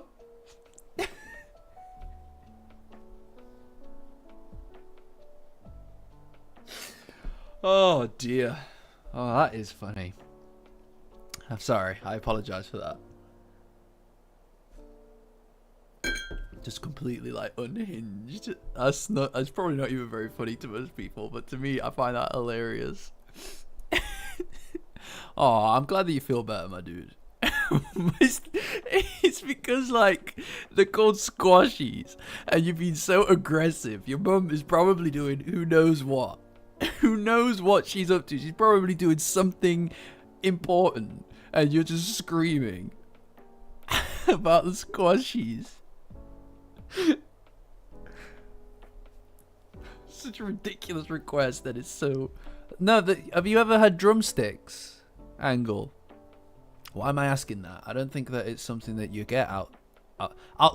When we finish the tier list, right, and we've done none of it, really. When we finish the tier list, I will show you squashies. All right, I'll show you the squashies.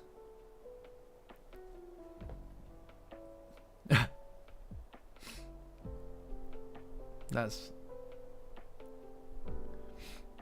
Yeah.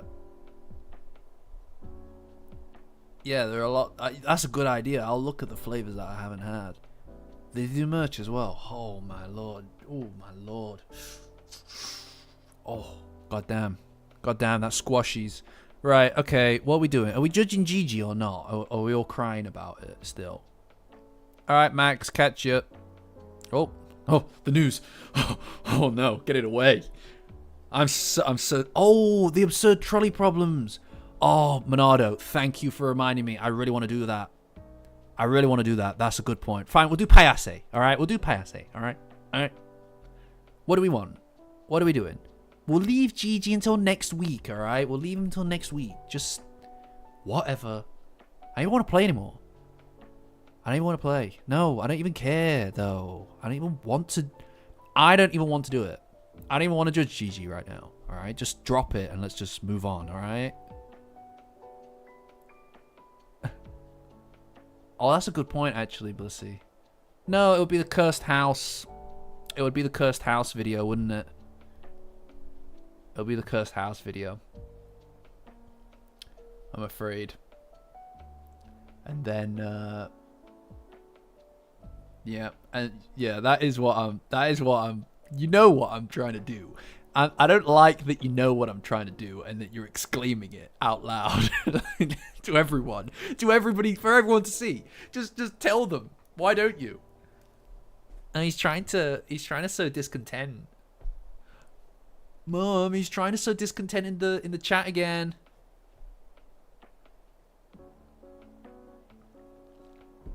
Actually.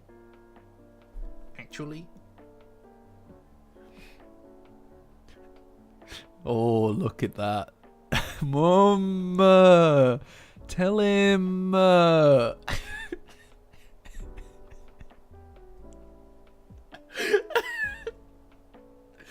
Tell him. He's doing it again. What's he doing? He's trying to get people to argue again. He's trying to do the fairy tale card. That's the tone. That is the tone. Of course, that's the tone. Hi, Usa. Hi, Usa. We're all kind of. Things are a bit heated right now, so you're at the perfect time. That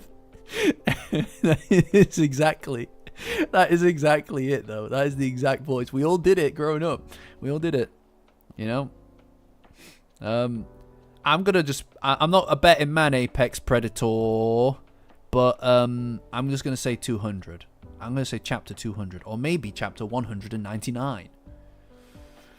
You know, I got a good feeling about that. But that is the British Valley Girl accent, by the way. Isn't it?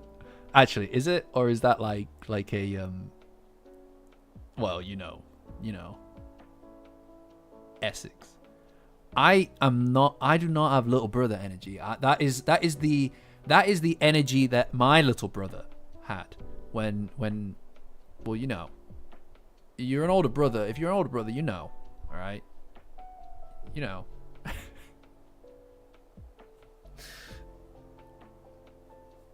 I absolutely do not. How dare you? I am the eldest, actually.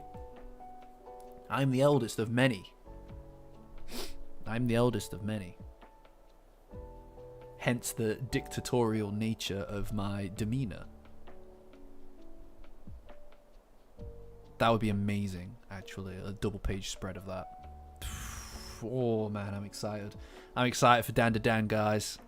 All right, next Monday. Damn. No, everybody wanted it in C tier. Like, honestly. I am the eldest. Why are you lying about me? I know these things. I know these things about me and mine. They don't like Dandadan. They don't like Dandadan. One of them likes Dandadan. One of my brothers likes Dandadan. But the you know. Yes, Payase. Right. Payase. Thank you, Monado. Appreciate it. Not many people get it. All right? The elder sibling energy.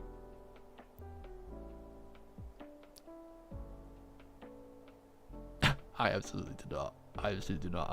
I'm far too cruel to be a younger sibling. Payase, what are we thinking, guys? What are we thinking? I'm just gonna poll. I doubt he's gonna be in A tier, so I'm just gonna.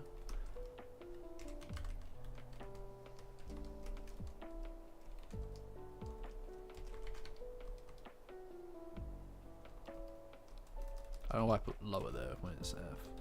There we go. Here we go. Only child supremacy. That's crazy. I can't imagine not having siblings. I can't imagine it. And not necessarily in the best way either. They are a pain.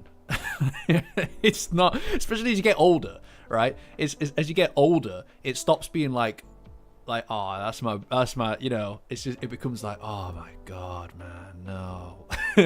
No, I have to go back for Christmas. No.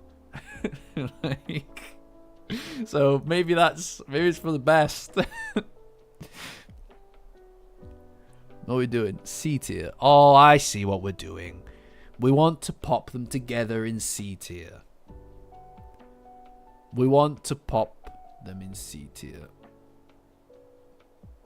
No, my siblings do not watch my YouTube channel, nor will they ever know about it. Thank you. No way. This is a one of my brothers knows, but outside of that, that's it. All right, like, there's nothing else. You know what, Blissy, it's actually I imagine it is stranger for you than it is what I just explained.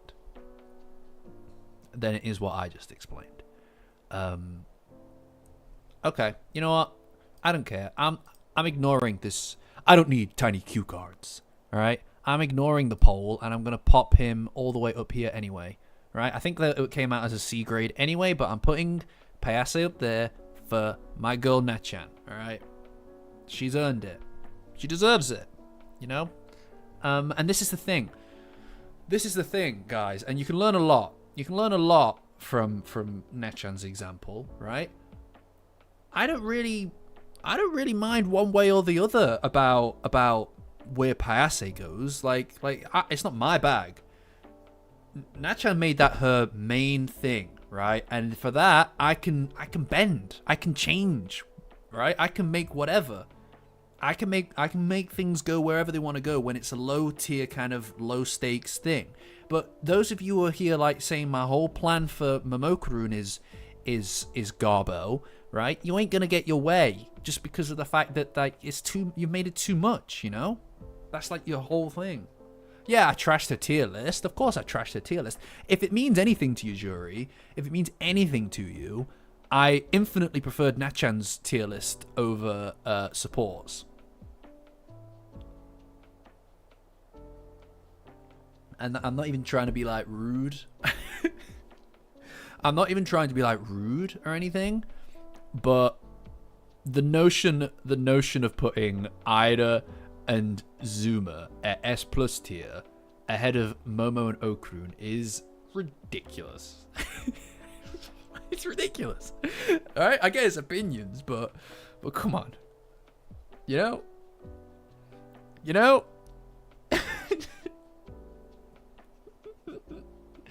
That's a good point. You know what? That's a good point. I did make the S tier. All right. I did make the Discord ludicrous. What a ludicrous notion. All right. If we did this in the way that you guys want me to do it, we'd be done by now, and I'd have no content left. So we do our thing. We do our thing where we do the chapter, and then it'd be like, oh, I guess we'll just, you know, are you complaining about them? Fine. Look.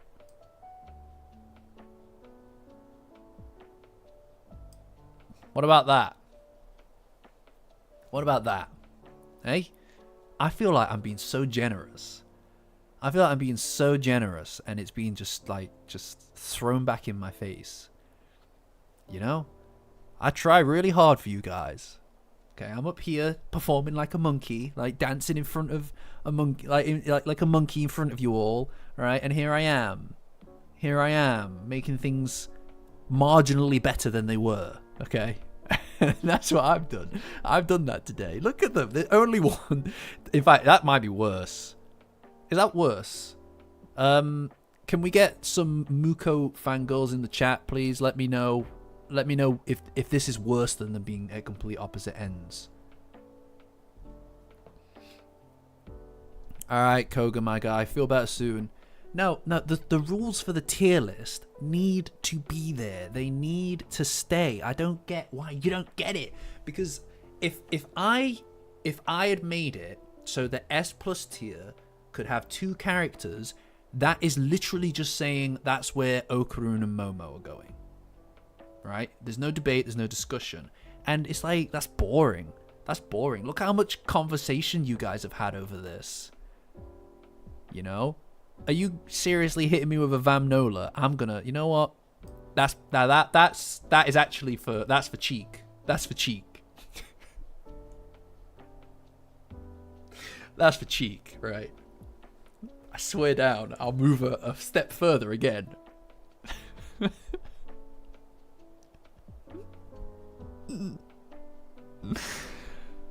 No, the debate, right, isn't about who goes in S+ tier for me. The debate is about the fact that only one person can go in S+ tier. And it has been a wealth of conversation for all of us.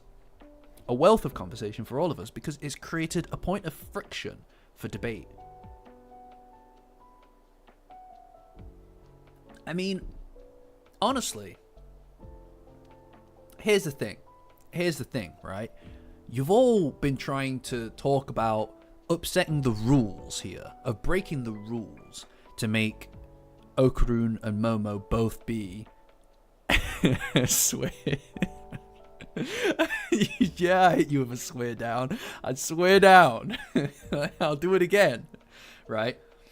You've all been hitting me with they need to be in the same tier together. Right? Just because it's like, that's the Momo slot. But none of you are just like sitting down and giving me a really strong, competent argument for Okarun being in S+ tier and not Momo, for instance, right? None of you are doing that. The best argument, I'm not going to say that. I am going to say that. The best argument for Momo not being in S+ tier and Okarun being there came from me, right? Because none of you want to move them around. In fact, you know what? Actually, like, all you want to do is just like go, oh well, let's just try to jerry rig the rules. Let's just try to jerry rig the rules so that we can judge Okarun and Momo and put them on S together, where neither of them belong, really. Like one of them is the best character. And you guys want to manipulate the rules so that they sit next to each other and put Ira up on top. Now, I love Ida. I think she's an S tier character, all right? But guys, now someone's trying to make the argument that Okarun should be there. My lord. And that's what it took. That's what it took, is me just saying, oh, by the way, have you thought about keeping the rules and then wanting me to put a different character there instead of Momo? No, because you didn't. Because you just want to break the rules. You don't want to play the game. You want to just throw your toys out the pram because you ain't got it your way. Well, it ain't changing, guys. It ain't changing. Okay? Ain't changing. So you just have to make peace with it. Make peace with it. Well, there you go. It's because she belongs there. Because she belongs there. Yeah, it is partially because I enjoy the chaos of it. Yeah, no. Self-proclaimed dictator. Yes, maybe. I don't think anyone but Momo's going there. But hey, I've been swayed before, guys. I've been swayed before. Rin is up in A tier right now. Rin is up in A tier right now, and that wasn't me. That wasn't me. That was the excellent work of both Support and Sarah. They wrote 2 very good essays. Very good essays. 2 wonderfully written pieces of work. And it swayed my mind. I changed my mind because of that. Alright? Genuinely, I changed my... The reason she is there right now, right? Right now, is because of those 2. Not me. So... maybe you should think about that instead. The reason that Payase and Kashimoto are next to each other is because that was Nachan's bag. That was her thing, and I respect it. I respect it, right? Like a decent amount of work went into, like a comparable amount of work for the reward, right? In fact, more work and dedication went into that than the reward was worth, in my opinion. So of course I was gonna do it. Does this make sense? Does this make sense to everyone? I guess we'll bump Kinta. Maybe. I mean, I guess Kinta's going in S tier.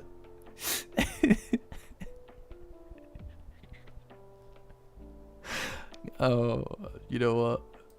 You know what? Let's just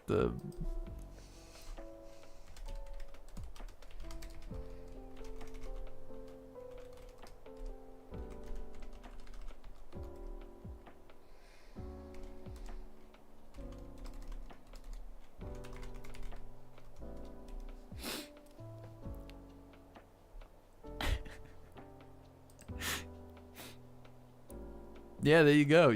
Apparently, if you simp enough... Oh, Angie. Come on, guys. Don't be Angie. Oh, no. Angie again. God, these vibe checks are going all over the place, aren't they? Happy. Happy's winning.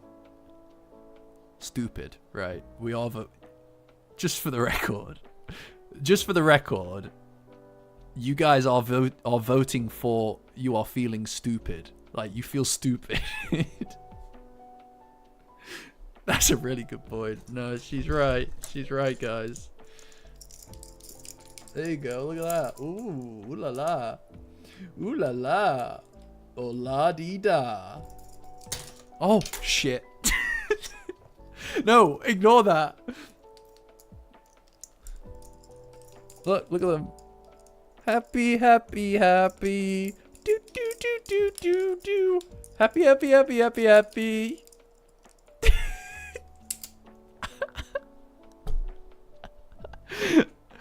Oh dear. No, not the illusion. Please ignore the man behind the curtain. I'm begging you. You've been reminded. Vibe ruined. Come on, guys. Oh, I'm sure that you did a great job on your exams, Monardo. I have faith. I have faith that you killed it. Absolutely.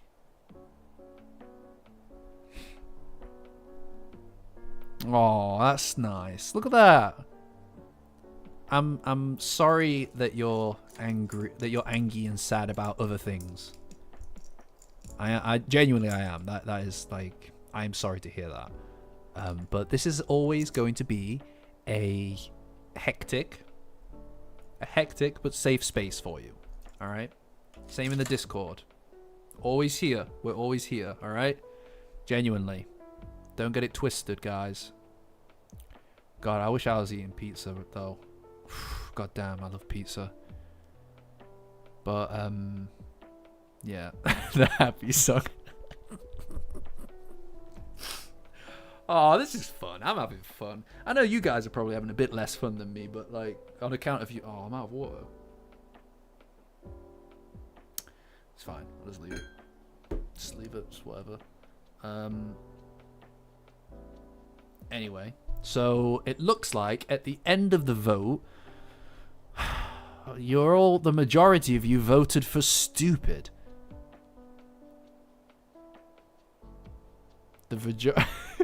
Water? Mum! Can I get a bottle of water, Mum? I can't get it myself. I can't pause it. I'm on the stream, Mum. Mum, I'm on the stream. I can't pause it. It's not a game, okay? This is my people watching the stream, Mum. For Fortnite right now.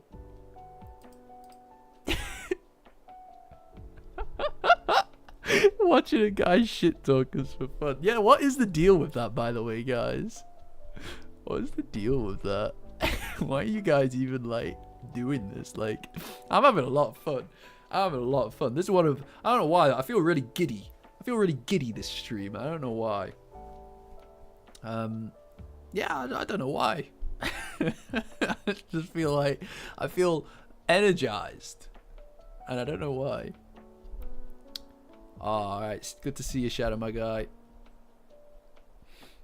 Yeah, I don't know. I mean, a little bit, right? I do like a little bit of suffering, right? The 5 cups of coffee. I've only had all day 4, which is like not that bad. Most of those were the morning, so think about that. Also, I'm not working tomorrow, so I can do what I like. I can do what I like. It might be a bit of a sugar rush. I don't know. Maybe I'm just happy. Maybe we don't need to, like, pick it apart, right? Right, guys? Jeez, sorry for being, like, freaking, like, I don't know, like, freaking happy. Jeez. Yeah, he's happy, but why? Yeah, he's happy, but can we dissect that and stop it somehow?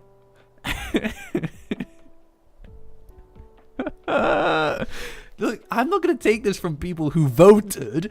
I'm not going to take this from people who voted for stupid. You are feeling stupid is your thing. That is your thing that you feel right now. Man, that's crazy. That's crazy that you guys vote.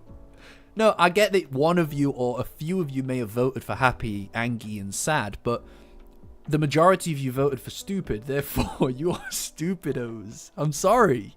Look to your left, look to your right. Blame the person who voted stupido. All right? That ain't on me. That's on you.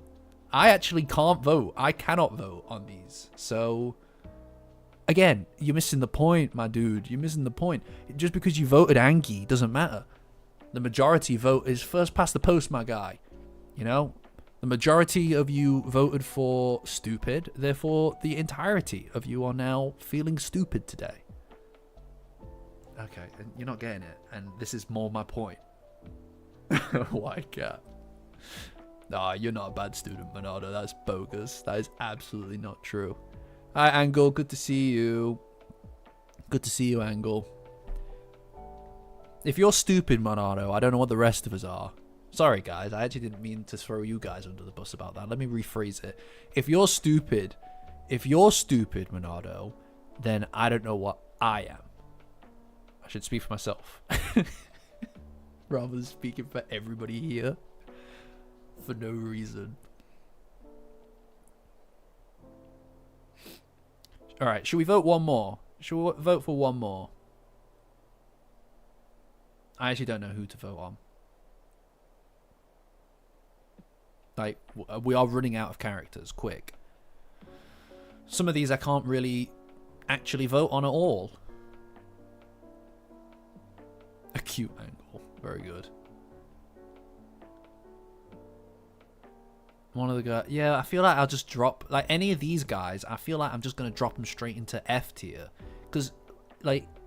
Do you know what I mean? I'm not even going to entertain the notion that he could be anywhere but. I mean, we all saw the Hot Springs event, right? I'm not a monster, alright? I'm just going to drop him into F tier now, actually. You know what I mean? Like, we can't really even vote on these guys. Where are the rest of them, actually? Or is it just the one?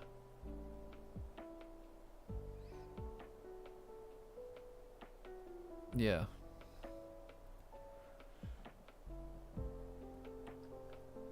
Evil Eye Kid. Where is he? Which one? Which version? Where is he? Am I blind? Oh, there he is. Alright, let's do that. I do feel bad for him, to be fair. Oh, you got brain celled, guys. Well, I suppose when he's the evil eye, though, he's combined.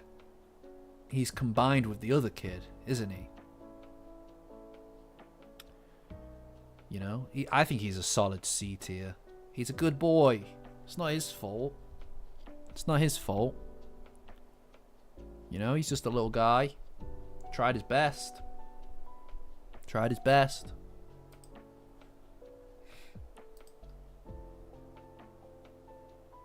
Oh, I see you got squashies, by the way, support. Badass. Good for you.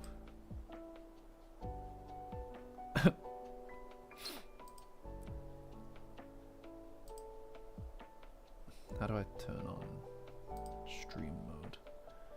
Sorry, 1 second, guys. I'm trying to figure out how to turn on streamer mode.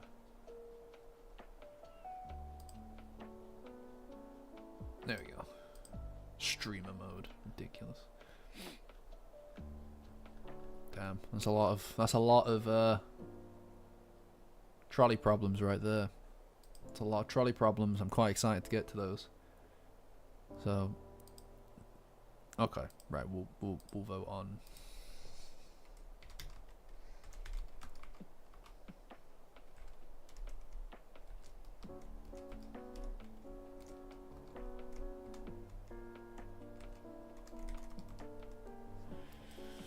There you go.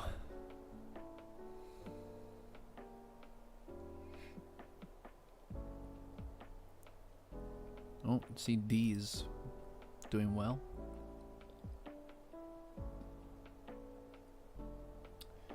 See D is doing well.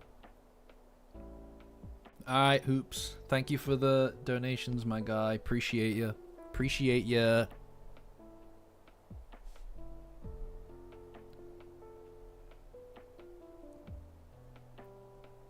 What if you voted B tier for fun? Well, I would put him in C tier then.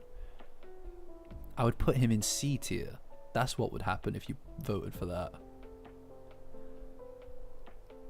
No, he's a C tier. I think that he's like... I think that he's he's a good kid. He tried to save that other kid as well. And yeah, exactly. Yeah, he tried his best. Look, he is better than this kid. All right. So C tier. He just wanted to play, you know? And he also threw those chopsticks as Gigi. He started scooping noodles into his mouth. Is that Corey? Is Corey in the house? Oh, by the way, Goddish, there's a... I made a bet on your behalf. Yeah, you'll see it. You'll see it. I'll tell you about it later. But, double or nothing. I made a bet on his behalf. He wasn't even here. He wasn't even here for it. I feel like we might get a little bit more from Zuma soon, but I'm also kind of hoping to get Gigi and Zuma done in the same go. You know, like second to last, and then we'll take a whole stream. We'll take a whole stream episode to do Okurun and Momo. Alright? And then I've got something else planned after that, but that's where we'll begin.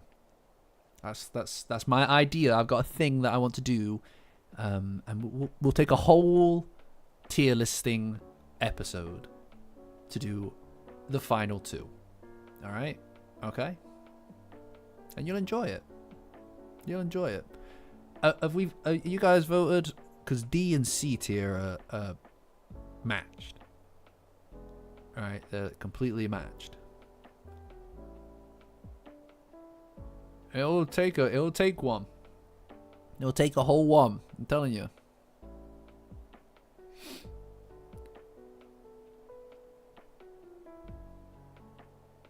Alright, it's 3 minutes. So the polls ended 50-50. That's crazy. That's crazy. So I'm going to just go ahead and put him where I want to put him, which is C tier. That's where I think he belongs. That's where I think he belongs. He's a good kid. He's a good kid.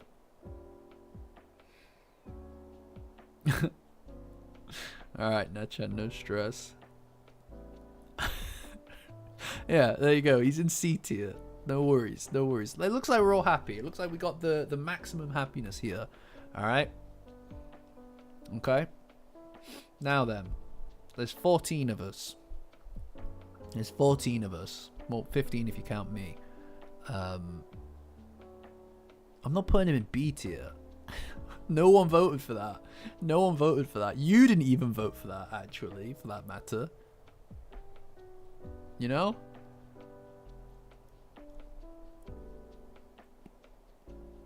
Right. So this is where we're at for today. Alright? Now, naturally, things got a little intense back there. Alright? But I hope that our relationship, guys, is still doing well. I hope we're all comfortable.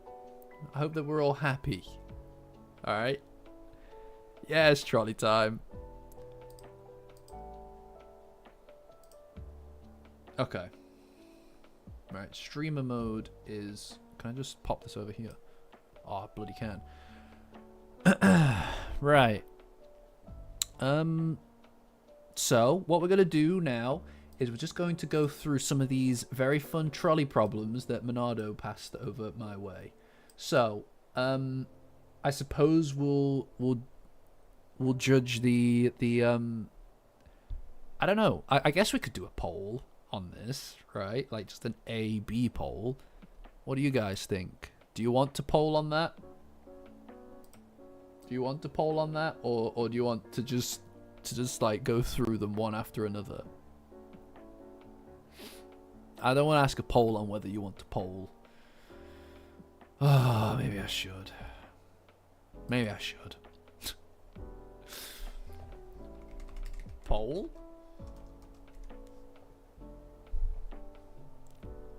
What do you guys think?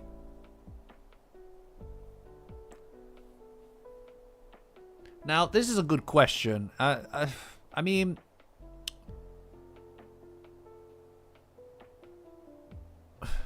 I don't know. Actually, that is actually quite a difficult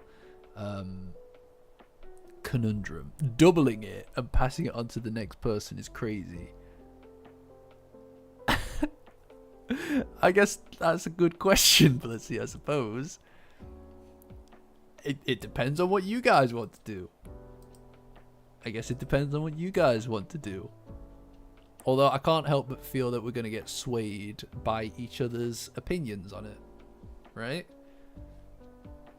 Double my debt and pass it on to the next one. That's worse than killing. That's worse than killing. That is really hard. Is it cowardly? Is it cowardly to double it? Is it cowardly to double it?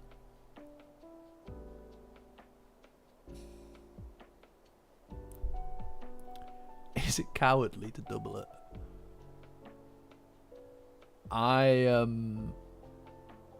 No. No. Double it. I'm not gonna kill a guy for the possibility. Look, hey, I mean, I suppose it's really a question on the nature of humanity, right? And how you perceive people. Because if you believe people are inherently cowardly or inherently good, well, no, actually, I suppose it doesn't really work like that, because the good person may think, when you get to like 1,000 people, the good person may think that they don't want to run the risk of 2,000 people dying. But the reality is that if everybody just passed it on forever, it would nobody would have to die. And what you're asking me here is whether or not I'm going to be the person who guarantees death versus the possible speculation of death in the future being worse if I don't kill this person. And I think that's the most dangerous kind of philosophy that you can perpetuate, is me doing an awful, dreadful thing now. If me doing an awful, dreadful thing now means that later on someone maybe will do it worse than me, then no. I wouldn't. I'd pass it. I'd double it and pass it on. I'd double it and pass it on. Easy. It's not, I can't. It's not for me to decide. Why should I be the guy? Who decided I was the guy? Who decided I was the guy that gets to do this? No. Like, what was if I got a trilly? Someone dropped a trilly on me and then, right, no polls, guys. No polls. Sorry, guys, but you guys don't care about it. You guys don't care about your own opinions, and I respect that. I don't think I... Yeah, but the breaking the cycle of suffering here is also like murdering a guy, isn't it? It would end it. It would end it, but this is the problem is that the presumption is that... no. This is like go back in time and kill baby Hitler kind of thing, isn't it? Right? I'd double it. Call me a coward if you want. I'd double it and pass it on. I think the next person would... No, would they? Actually, I've met a lot of people. I think someone could be totally fine with that. I think somebody totally would pull it. No, someone definitely will, because it's infinite, isn't it? Oh my god. I don't know. Now I'm thinking about it. Now I'm thinking about it from the perspective of, if this is truly infinite, eventually I am guaranteeing that more than one person will die. And I'm for my morality, for my own morality, that is like nothing more than I get to feel nice and warm at night. My morality is guaranteeing further death. But it's not just the sacrifice of your morality, is it? It's the sacrifice of a person as well as your morality. Like a guaranteed objective death.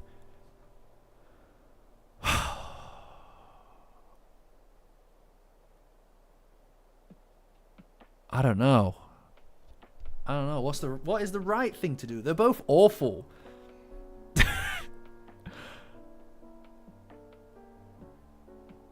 Yeah, I know. I hear everybody who says killing one is better, but it's also like you're talking like legit. That is a person, though, isn't it? Like, you know what I mean? It'd be easier if it was just you, because you're deciding for you. But then I know that... Yeah, screw it. Screw it. I'd do it. Hail. I'll do it. I think...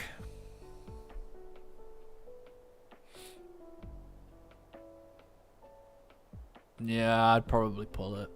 I'd probably be like severely depressed afterward, though. Believe it or not. That would probably ruin me. I'd be done. That would be me done in life. Like, there'd be no recovering from that. But I could also then at least sit back on the... I don't know. Let's get it real. Alright, okay. Alright. I do it. I pull it. I pull that switch. I pull it twice. I pull it twice. Screw it. Pull it 3 times. No, you don't need to. We're not going to double it and pass it on.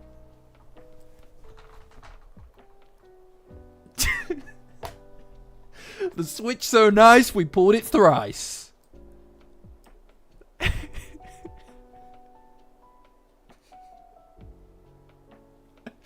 Oh, dear.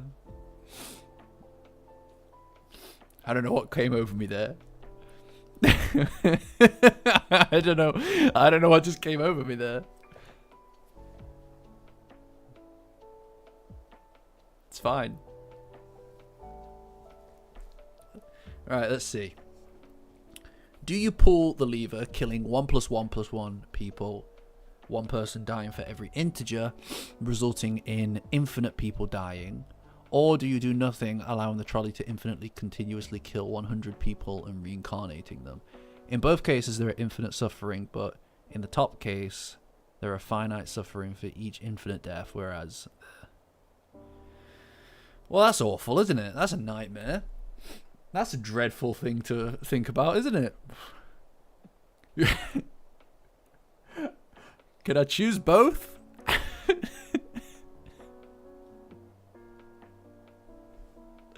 Hey, I'd take 2. Oh, yeah, no, yeah. It's option 1. It's definitely option 1. Who says that a finite amount of people should have to suffer infinitely just because everybody else doesn't want to feel suffering once? That's dreadful selfish. Hell no. Yeah, no, the option 2 is a non-starter. Option 2 is a non-starter. Simple as that. Veil of Ignorance, trolley problem. You don't know where you'll be in the trolley problem, however, you have to choose the scenario in advance. Regarding personal interest, would you like the lever to be pulled? Yes. Yes, I would. Pull the lever, for sure.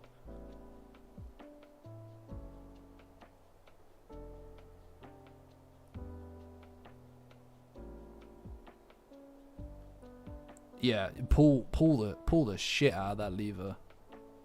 Like, any of these situations, the only guy who really benefits at all is percentage-wise, like as an opportunity for benefiting, is this guy right here, and he's the guy making this decision, right? He maybe gets to benefit guilt-wise, but everybody else benefits if you don't pull. Like if you do pull.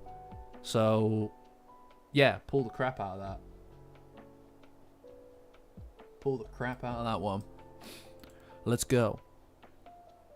5 people are asleep. They will feel nothing. The first one is awake and screaming. Well, that's pretty bad. That's pretty bad. But... I mean, this is just... For me, as far as I'm concerned, this is still just the trolley problem. We didn't actually do the initial trolley problem, right? Like, if they're all awake, what do you do? Do you do it or not? Like, I don't even know. Like, to be honest, the trolley problem I've never really decided on. You know, I probably would pull it because,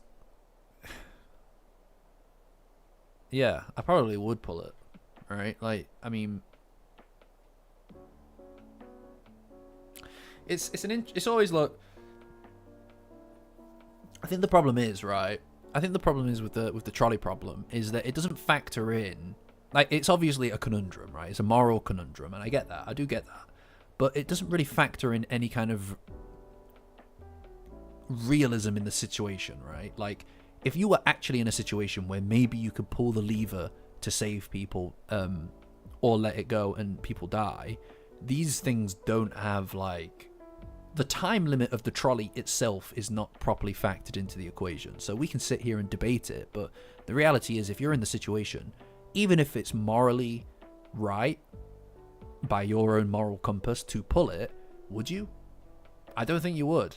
I think most people wouldn't. I think most people would just stand there with like a complete like vacant expression and just watch the awful thing happen. Now the morality of it is an interesting question. It's undeniable, but the realism of the situation is that is your moral compass strong enough to even factor in the trolley itself, right? Takes phone out and films it. That is probably what it would be, jury. That is probably what most people would do. Is actually that's what they would do. They would just stand by and film it most of the time, right? Like it's if we're gonna bring it back to Dandadan, most people wouldn't do the thing that Momo did and stand up for Okarun in the beginning of the series. And in a way, that's not their fault, right? Like, I don't blame anybody for that. It's hard to put your neck out there in the spur of the moment and do the right thing by your own moral compass. Not everybody's made of that stuff. I don't think I am. If I was actually in this situation and I could see it happening a few seconds before it happened, I would not pull the lever.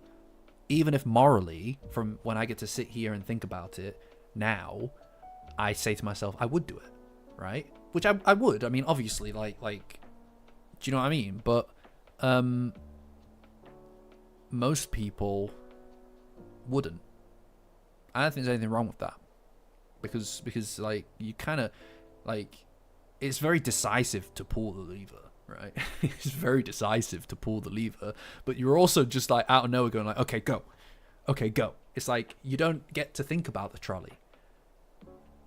You know? Okay. I can't walk the walk. Yeah, that is it. I think that people also kind of say, oh, I would pull the lever because they kind of feel like, yes, I'm ready to take on the responsibility of being the murderer in the situation. But it's like, are you? In the actual situation, are you? Right? You know? I don't know. I don't know that I am. I'm not even trying to like say, oh, maybe you're not. And I am. I mean, I don't think I would. I don't think I'd pull the lever, man. Like, in a real situation, I'd be shit scared. I'd probably watch it happen and then feel incredibly guilty about the fact that I could have pulled the lever and never did. Because clearly, my moral compass aligns with pulling the lever, knowing full well I wouldn't have the guts to do it. So that's even worse. That's the worst combination you can have, because you get to think back about it and go, oh, I could have done something. And then you start bargaining with yourself. Oh, hell no. But point is that from it again, I if I'm to remove that and think about this purely in the moral conundrum that it is, like the pure morality of it, I would pull the lever here and ice that fool who's screaming like a little baby. Sorry, bro. I would if you would kind of like stoically been like, whatever, pull it. I would have just gone, you can't tell me what to do, and I would have left it. But the fact that he's screaming and crying and peeing his pants, I'd pull it super hard. Yeah, the fact that he's mortified in his last moments, the fact that he's screaming in his last moments doesn't change the reality of the morality of the situation, which is that 5 lives versus 1, man.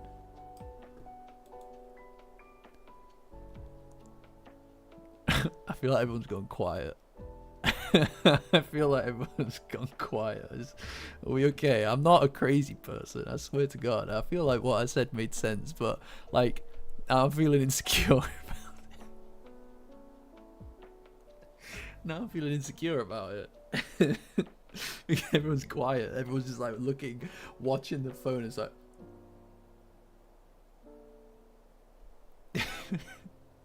what's wrong with this guy?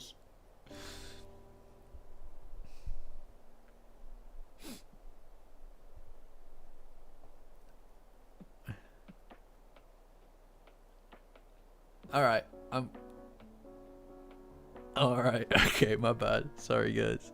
Yeah, I mean, it's not really my fault. This is Monado that passed this on to me, so it ain't on me. I feel like what I'm saying makes sense. My point is that, you know, you shouldn't feel the need or the requirement to pull the lever, because I would not blame you.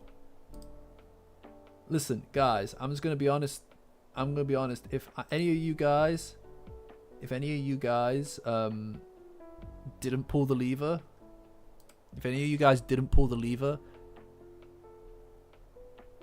it's okay.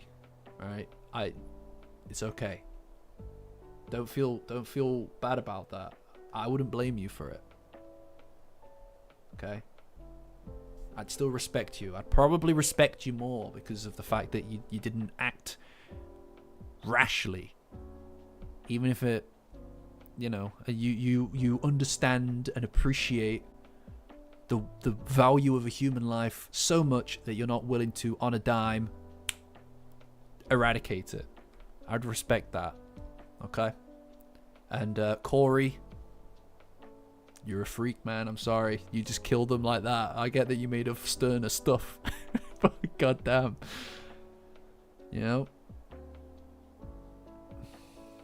It's not your fault. It's not your fault.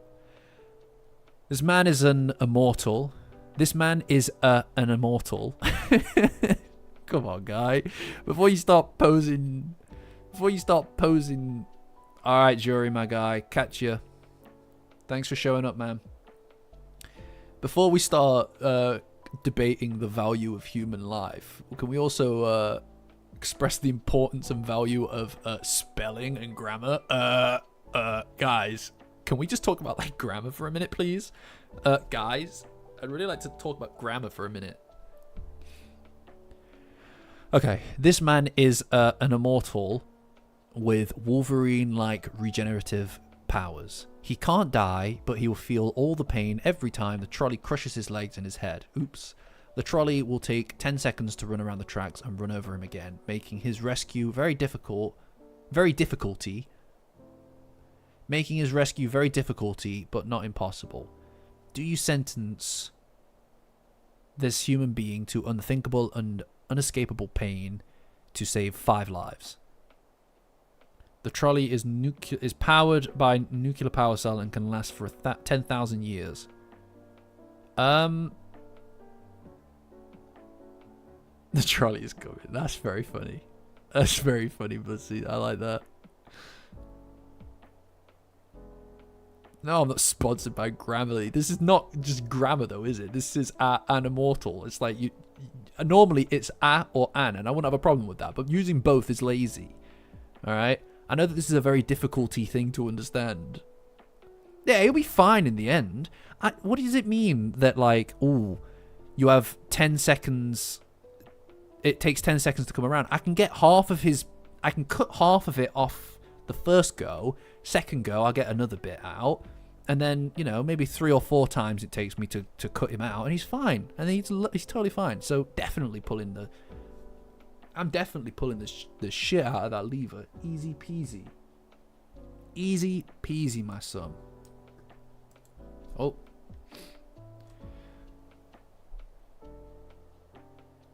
You'll be fine. You'll be fine. I don't mind. Oh, it's if anything, pulling the lever, you're creating more of him. So you're duplicating him. You're creating life, actually. That's pretty beautiful. It's a beautiful thing. The quantum entanglement trolley problem. You have 2 trolley problems, A and B. The levers A and B are quantum entangled in such a way that B also assumes the state opposite to A, and vice versa. You are the man standing at lever A, which has not been pulled yet. This implies that the lever B is in a pulled state, saving 5 people and killing 1. If you pull your lever, the trolley on your side will only kill 1 man, but the trolley on side B will kill 5. However, you do not know where the trolley problem B is located. It might be on the other side of Earth or even in another universe. You do not know the person B. The only sure thing is that if you pull the lever somewhere, 5 people will die. Will you pull the lever? No, I won't pull it. No. Why would I? Why would I? This is like you get to have your cake and eat it too kind of situation. I don't have to murder anyone, and that guy assumes all the guilt. Wipe my hands with it. That guy could be the worst guy. He could be a douchebag. What kind of guy? He pulled the lever, by the way. Maybe he was like... Maybe he loved it. Maybe he was like, oh, yes. Oh, wait. Oh, wait, no, he's the good guy. Yeah, no, maybe he was super ready to kill that guy. Maybe he was just like, oh, hell yeah.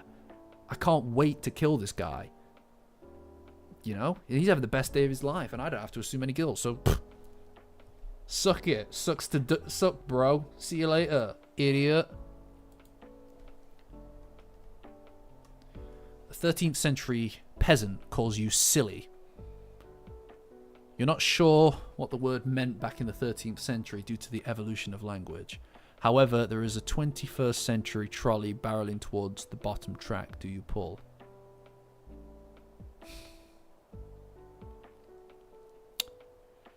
Well, that is very rude.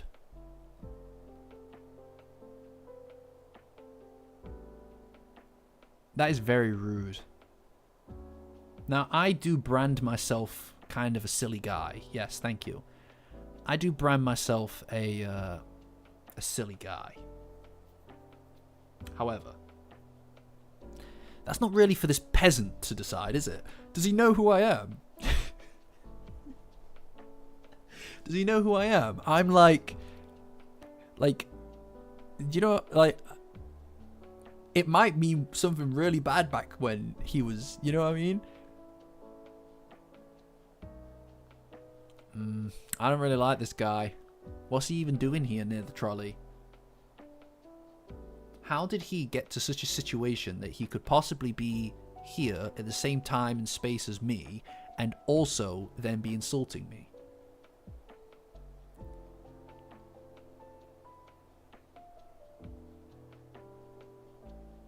I'd leave it. But I'd be having words with him afterward.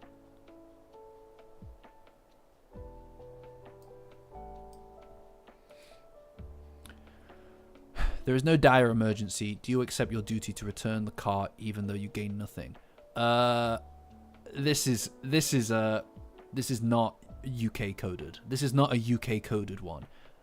Actually, I do return the shopping cart and I get my £1 back.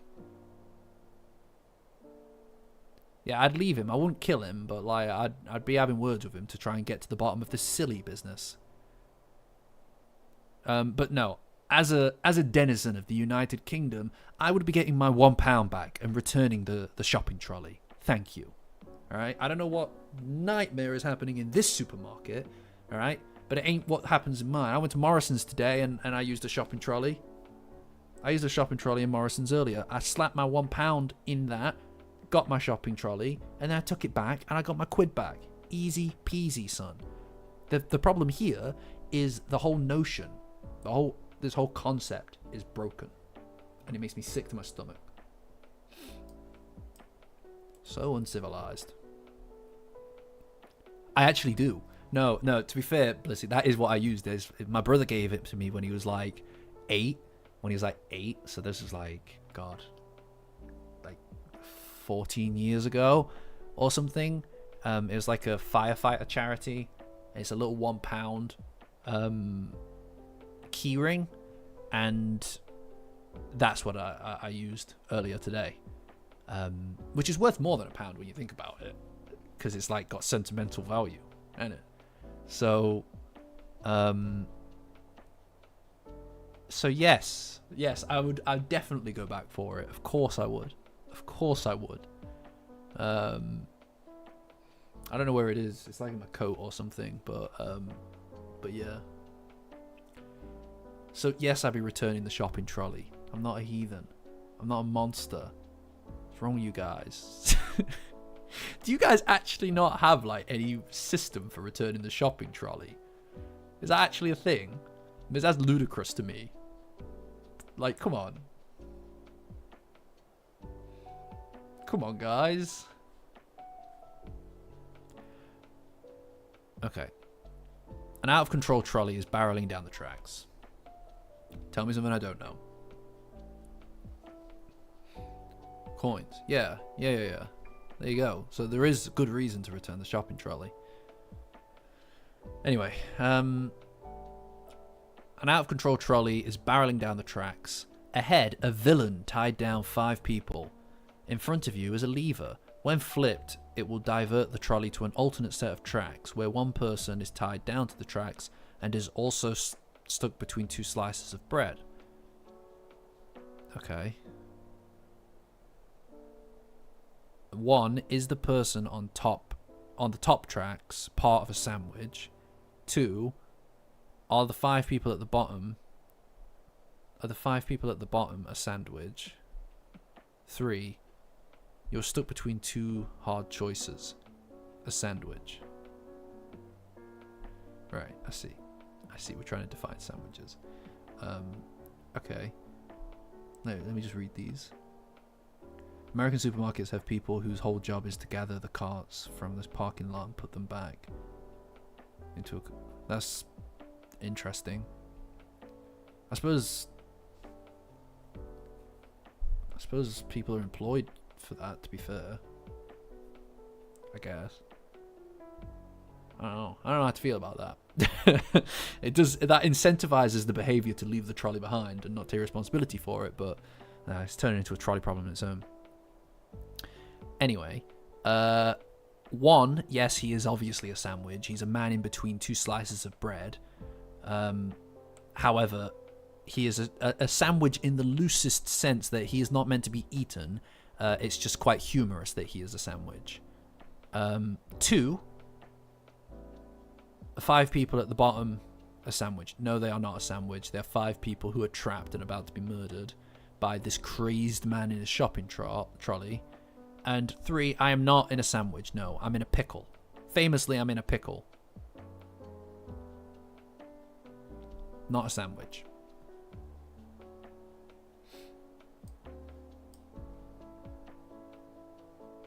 Yeah, I did notice that you were a bit behind Goddish there.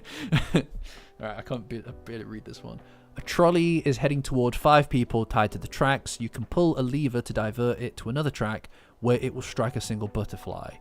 However, this butterfly's delicate wing beat is destined to set off a chain of events that will eventually prevent a devastating tornado in the future. Would you pull the lever? Well, how am I supposed to know that in this situation?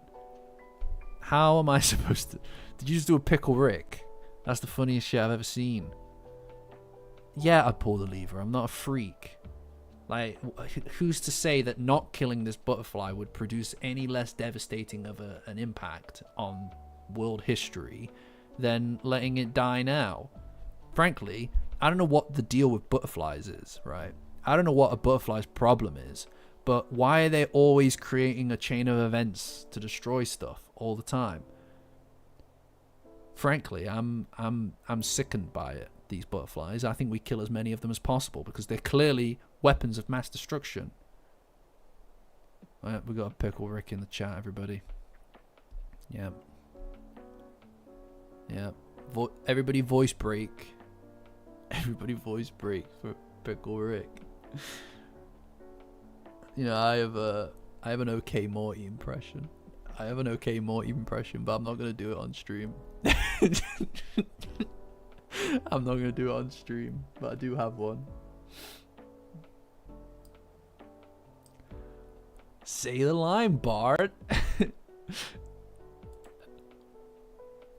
I'm not going to say it on... I'm not going to do it on stream, but maybe on a stage one day, if you remember. Yeah, there you go. Brain celled. Maybe I'll do it on stage because it's not recorded there. Anyway. You are Yzma. If you do nothing, the trolley will run over 5 people. If you direct Kronk to pull the lever, Kronk, the trolley will be diverted and only run over 1 person. However, if Kronk pulls the lever, then you'll fall into a river filled with deadly crocodiles. What will you do? Well, I'm Yzma. I'd obviously direct him to pull the lever. You think I'm crazy? I'm Yzma. Frankly, this question couldn't have been... It's a false premise. Yzma would pull the lever, Kronk. Every time. What a film, by the way. Emperor's New Groove. Tell you what. It's sad that he loses. It's sad that he loses his spine by the end of it. He should have built Cuscotopia. He should have. He should have built Cuscotopia right on top of his stupid house, on the top of that stupid hill. Trolley problem. You can build Cuscotopia, but only on the cold dead corpse of Pacha do you do it. Hell yeah, I'd do it. My family have lived on this hill for 5 generations. Cuscotopia. Complete with water slide. Yeah, I think I can recite it as well.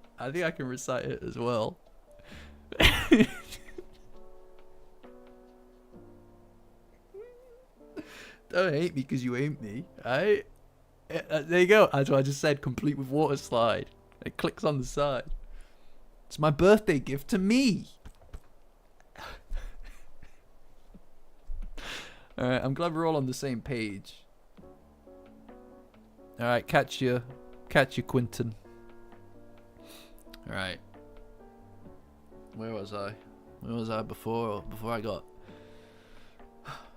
I think, honestly, when we get around to the Minecraft thing, guys, I think I might build Cuscotopia.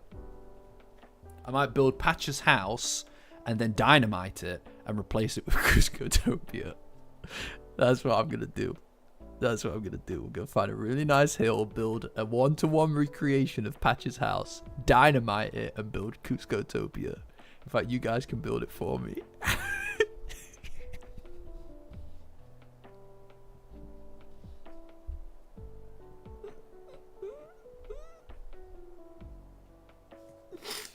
That was very funny. I just squeaked. I don't know if you heard that, but I squeaked. Squeaked. Like a baby mouse. I hope that didn't get picked up. Oh my lord. You're the one in red. If both of you do nothing, the trolleys will collide and kill 5 people. That's radical. If you pull the lever, only 4 people will be killed. Also, the trolleys will stay whole. However, should you pull and the other one does nothing, the trolley will not only kill the 5 people, but also run you over. You can't communicate with the other person. What do you do? I don't know. I'd probably leave it. Yeah, I'd just leave it. Secure myself in that situation, right? Also, it'd be pretty badass. Like, oh, you know, like nobody cares about the story of the 4 people getting hit by simultaneous trolleys going out of control, but the 2 trolleys colliding would be really cool to watch, right? You know what I mean? Also, if he decides not to pull, if he decides to pull the lever to divert it, then he's a crazy, disgusting murderer, and so me taking him out at the end is probably for the best. You know? Like, it's probably for the best that I take out this madman, because he readily killed those guys. So I'm not pulling that lever under any circumstances. No way, Jose.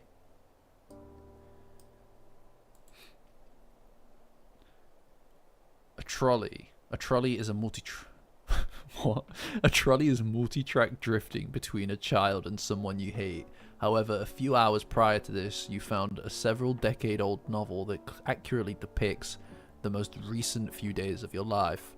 The novel also claims that you will die in a few days. The last thing the novel says before mentioning your death is your current situation, and the novel claims that you chose the person you hate. Do you kill the child to escape the novel's prediction? Wait, so I have to pull the lever in this situation, or I get to decide who it hits? Like, if I pull it one way, then... Wait, do I have to pick one or the other? So I am choosing one way or the other. Sorry, kid. I know he's flipping me off. I'm sorry, kid, but, like, that kid, I'm gonna be honest, right? Number one, watching that trolley drift across tracks is badass, right? That'd be badass. But...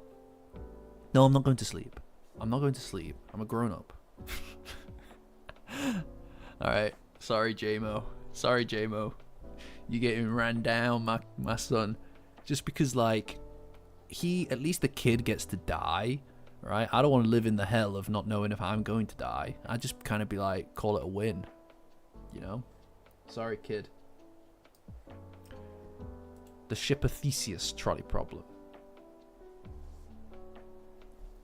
If you do not pull the lever, one person will be crushed to death instantly. If you do pull the lever, the trolley will divert onto a 1,000-mile stretch of track with one person tied down at the end.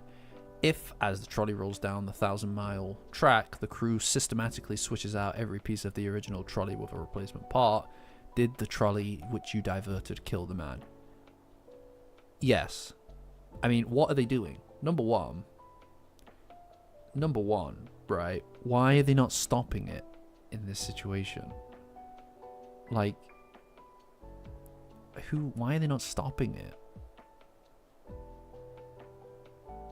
But I suppose to take the spirit of the question,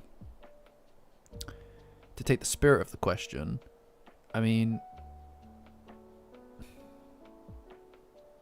I guess, like, as far as I'm concerned in this situation, I've just saved a life. So yeah, I pull that lever because I'm a hero. Like, 1,000 miles is a long way. On a local scale, people will consider me a hero. Everybody will be like, oh, you remember that time where you saved that life? And I'll be like, yeah. It's like, you know that trolley later on?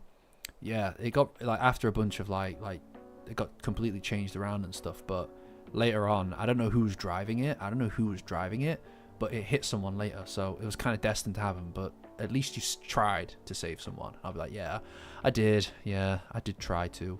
I successfully did, actually. Because whoever's driving it was the problem, clearly, because they nearly killed this kid. I saved them, and then he went and murdered someone else later. Maybe we should think about that. Talk about him. So I'd be a hero. Win-win, really. So I'd be pulling that. I'd pull the shit out of that. I'd pull the lever, and then I'd go on a PR tour about how I did it. You know, it'd be great. It'd be amazing.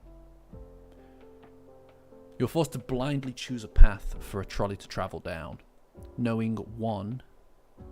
Okay, you're forced to blindly choose a path for the trolley to travel down, knowing one has only one person tied to it, and the other two have 5. As the trolley approaches, one pathway, which you did not choose, is revealed to you to have 5 people tied down. Is it in your moral best interest to switch the tracks to an unknown path that you did not originally choose? This is, again, just the trolley problem, isn't it? This is just the same problem with the trolley, except a toy frog. Like, I remember having this exact conversation. I remember having this trolley conversation in university as well, and I've always had a bit of a, it's a fun like way of kind of trying to judge where you stand from a morality perspective, but like what's that guy's name? Oh my god, it's horrendous that I've forgotten it. It's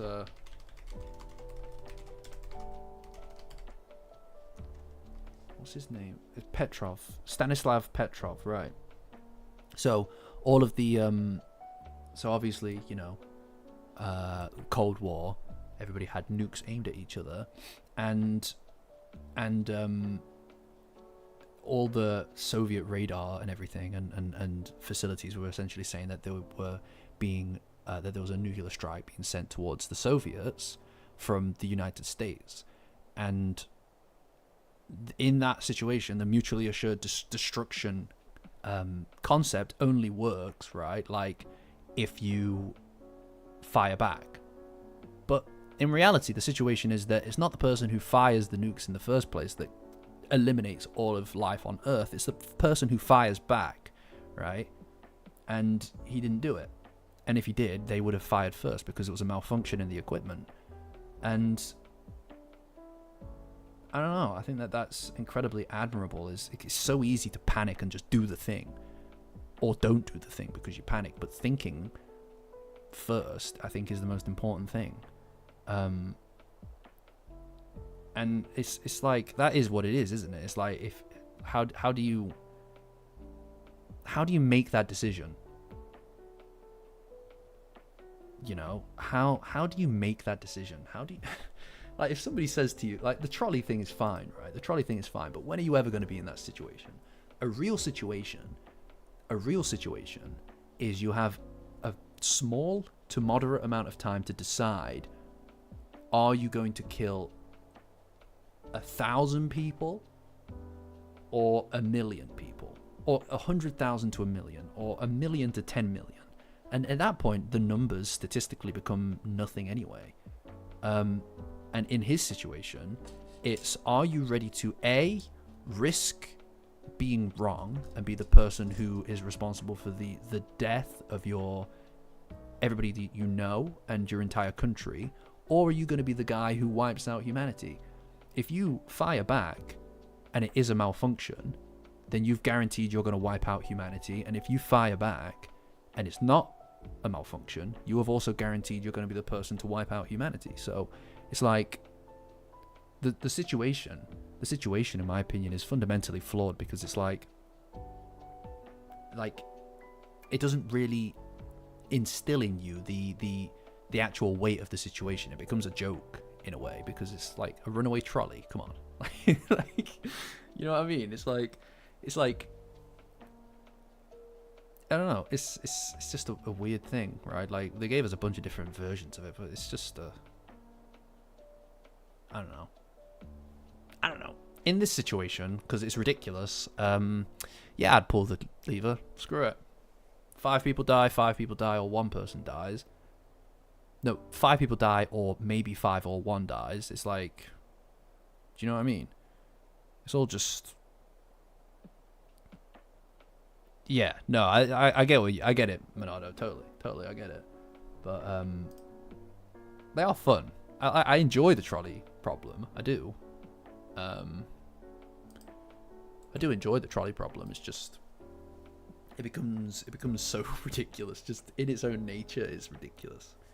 I like moral conundrums and stuff because it forces you to think about what it is that you think.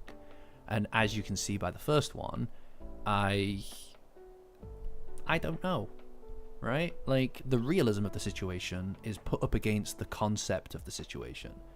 And the concept of the situation is that, yeah, I mean, one, murder is arguably wrong, but also maybe kind of justified in certain situations where you are trading lives, if you're the kind of person who can do that, which I don't know that I am.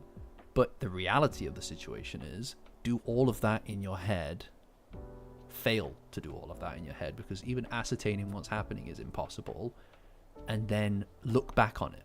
It's all a reflective exercise. That's what it should be, is a reflective exercise. You've done this thing. Where do you fall on it? How do you justify what you did or didn't do? I don't think I could justify it.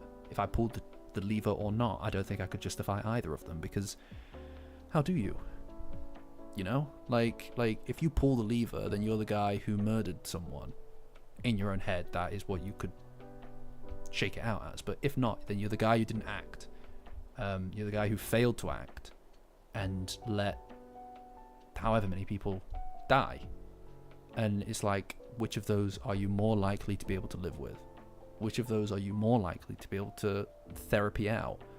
I think, despite the fact that more people would die because of it, I would have an easier time in retrospect, looking back and rationalizing doing nothing. And despite the fact that more people die, because I'd be able to kind of let myself off the hook more likely, and say that, like, the situation was intense, or that I just didn't want to act too rashly, that kind of thing. That I could see myself rationalizing.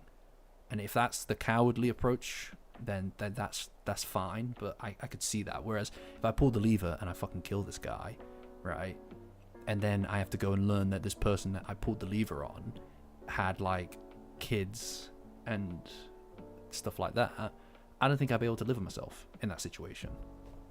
So, and that maybe is also selfish, right? Maybe that's the selfish, because those other people also had kids and families, presumably. But I was fine with them dying if it meant that I let myself off the hook. So for me, it's a matter of guilt from inaction, i.e. also conflated with cowardice, or it's a matter of guilt from acting rashly and murdering someone. So that's, I think, why I think the trolley problem itself could probably use a little bit more of a retrospective angle.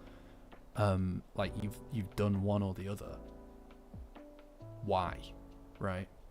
Like, can you rationalize either of them? And I don't know. You know, I can only make the big decisions in the Discord with you guys, deciding what to do with you guys. Is anybody still here? What's that? Oh yeah, there you go. Hi, Danny. Yeah, it's a confusing life, man. I don't think I'd be satisfied with any of them. I think if there's one emotion, generally speaking, that I feel more strongly than most emotions, because I'm quite good at what would you say? Modulating how I feel about things. Like I'm not a overly neurotic person. I'm not like uncontrollably emotional. Like I have obviously a lot of feelings and stuff, and they do leak out, and I've been trying to get better at expressing them, but I'm not like it's not like I don't have control of those. I do. Only one S tier. Trolley problems. What was I even saying? I don't remember what I was saying. That is very funny. Trolley problem. Trolley problem. Momo no croon on S+ tier. Yes or no? Yes, or you're a monster. I don't remember. No, right, yeah, no. I was just saying that, like, generally speaking, the emotion that I feel most susceptible to, that's what I'm trying to say. The emotion that I feel most susceptible to is guilt, for sure. Any day of the week. Like, I can cope with things happening that are bad and dealing with it actively, but making, like, having a regret about something, whether that is action or inaction, that is what, that's what gets to me. And I normally act in a way that I know me, and by me I mean the version of me that's has to live with it. I act in a way where I try to think about how that version of me is going to be able to live with it. And as a consequence of that, I don't have too many things I'm regretful of, because I'm terrified. I'm terrified of it, of guilt. This is turning into therapy. What the fuck? Oh my god. What am I doing? This is turning... No, there's nothing. Yeah, I don't know. Yeah, it's turning into a thing. It's turning into a thing. What am I doing? This is a Dandadan stream, guys. It's a Dandadan stream. I don't know. I feel like quite contemplative at times. No. No.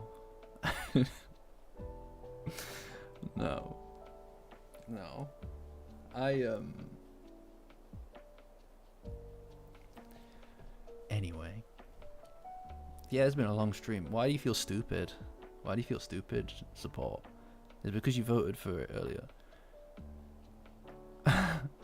No, there are I'll have a distraction. I'll take a hot cup of distraction right now.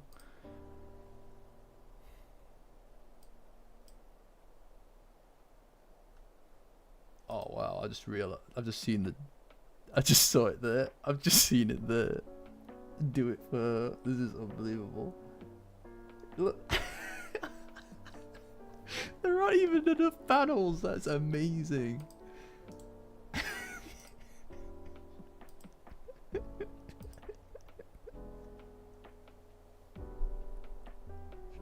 There's so much mileage. You know what's even funnier? You know what's even funnier about that? What's even funnier about that is putting "do it for her" there. It's like literally you can't even put a different name there. It's just her, like whoever she is. Do it for fucking, I don't know who she is. That is so funny. Those are all the panels of her, and some of them are like clearly from angles where it's like there's not even full detail on her. She's just kind of like do it for that one girl, you know, from chapter 54. You know that one unnamed waitress from chapter 54. I think she is chapter 54, by the way. I don't know why I'm saying I think. I know she was that's where she started from. That is the chapter that she started on.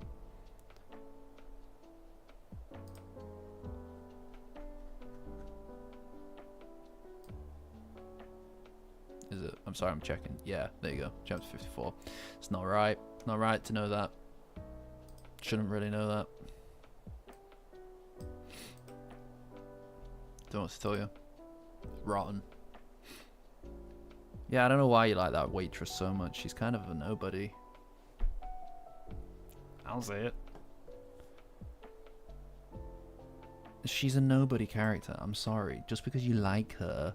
Just because you like her. That doesn't mean that she's not. Yeah, I mean, I'm a bit tired, to be fair. But it's also kind of like, you know, I'm off work tomorrow, so I kind of feel like I can do whatever I like. Oh, come on. Cry about it some more.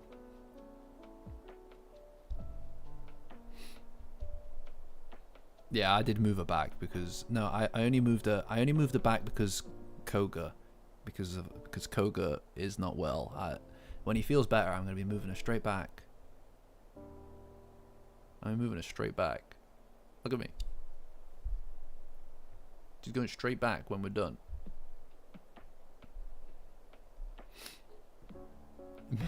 Unnamed waitress. That is a name. It's unnamed waitress.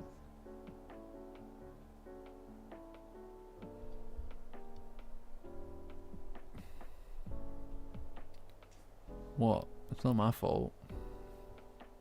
How long has this stream been going on for? Does anybody know? It's actually not very... There's no eloquent way for me to figure out what stream time is. A very ironic name for a job. Like a fireman called Bernie Burns. Now that is irony. That is irony. 3 hours, eh? God damn. Son of a gun. Son of a gun. It's crazy. It does feel like it goes quite quickly though, doesn't it? I think that the last hour is always longer than the rest. Not, you know, it feels like it's longer, but it's just because it's like for me it's 20 to 1, right? And it's like oh yeah, the squashies. I forgot about that. Alright. Squashies. Hold on, let me just get my history back. Right, let's have a look. Let's have a little looky poos. Oh, I'm glad that they fly by, guys. Right. Squashies flavors.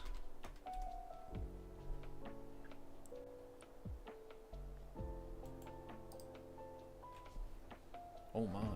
What is this? What on earth? What the hell is this? Welcome! Whistles. Have you ever wondered how we make our squashies, well, squashy? I'll tell you, it's all down to my squashifier. I simply take our traditional sweets, bung it in, and squashies come wobbling out. Of course, this is a teeny version. The real ones are kept under strict... Whoa! Whoa! They're kept under strict guard. Put it down, Adam. Squashies from Swizzles, your original favourites, squashified.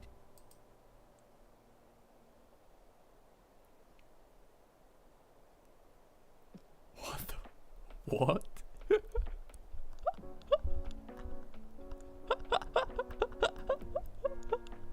What the fuck was that? What was that? Oh my lord, what the hell? What the hell? That's... Whoa. Hell yeah, get some today. That's crazy. That's crazy that that's what the squashifying machine does. Oh my lord. Have you tried these then? Blissy, have you tried these ones? Orange and pineapple. They don't sound that great. Oh, cherry cola. Double dip. They've got double dip. What?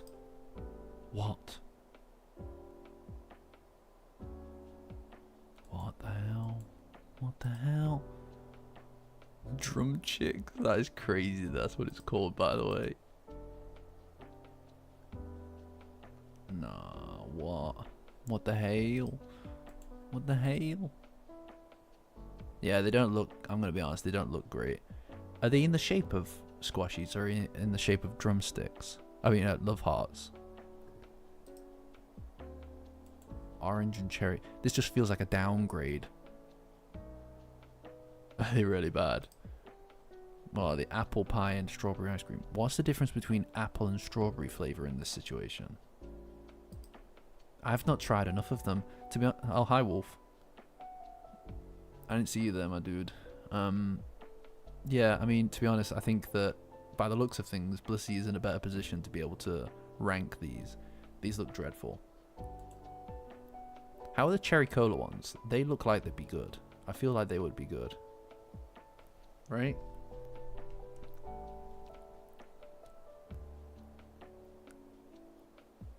Right, so squashies are our new thing then, as like a community. Is all squashies now. That's what we're about. Oh yeah. Oh yeah. That's a shame, isn't it? 200 plus people. 200 plus people got a straight from the mic review about these, and we didn't. Granted, you probably didn't know that we existed at that point in time, but that's irrelevant, frankly. These look dreadful. These look actually really bad. I don't want to eat these. These are class. The original ones are class. Look, you can get them at a One Stop. I've not seen a One Stop in years. I've not seen a One Stop in so long. These ones are less places. What? What is this? Oh, that looks awful. These aren't very good. To be fair, the Minion ones are not very good. Banana flavour. Minions, yes, JMO.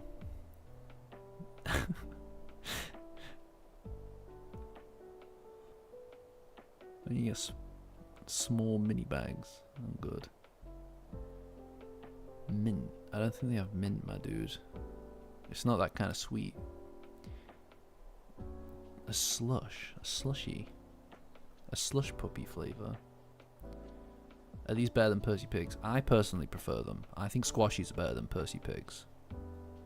I had some Percy Pigs the other day and I thought they were kind of mid. I'll be honest with you, I thought they were kind of mid. Yeah, the banana ones aren't that good. I love banana flavoured stuff, right? Like, I think banana is one of the best flavours, right? But these aren't that good. I'm gonna be just straight up with you. Yeah, sorry, Blissy. I thought they were kind of mid. Oh, I feel like we're maybe. Yeah, banana oat lattes, the die for, my guy. Alright, okay, Koga. Feel better, dude. I don't think I'll still be here when you're done with that. That sounds ominous. I mean, the stream will be over. I don't mean anything else. I won't get trolleyed. I hope not. You never know, actually. Those trolleys are out of control. Those trolleys are out of control.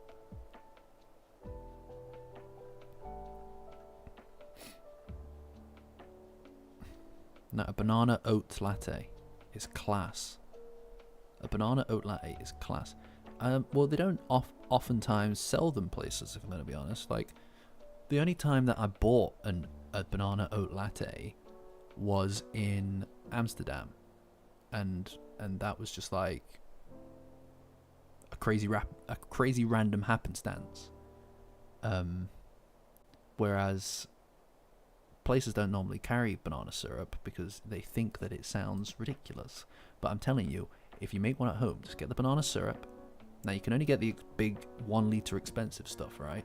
But you get the banana syrup, and you just put a bit of it, just a bit, in the bottom of your glass, mug, whatever. Put in your espresso. Get your espresso, get your double espresso, whatever. Pop it in, then froth up your milk. Slap that bad boy in. Oat milk, I think it tastes superior to normal milk, right? In coffee. I've got a little steamer for it. I get the barista stuff, the Alpro barista stuff. I think that's the best one. You steam it up and you just pop it in there with the banana syrup, and I swear to God, man, it's got to be good banana syrup though.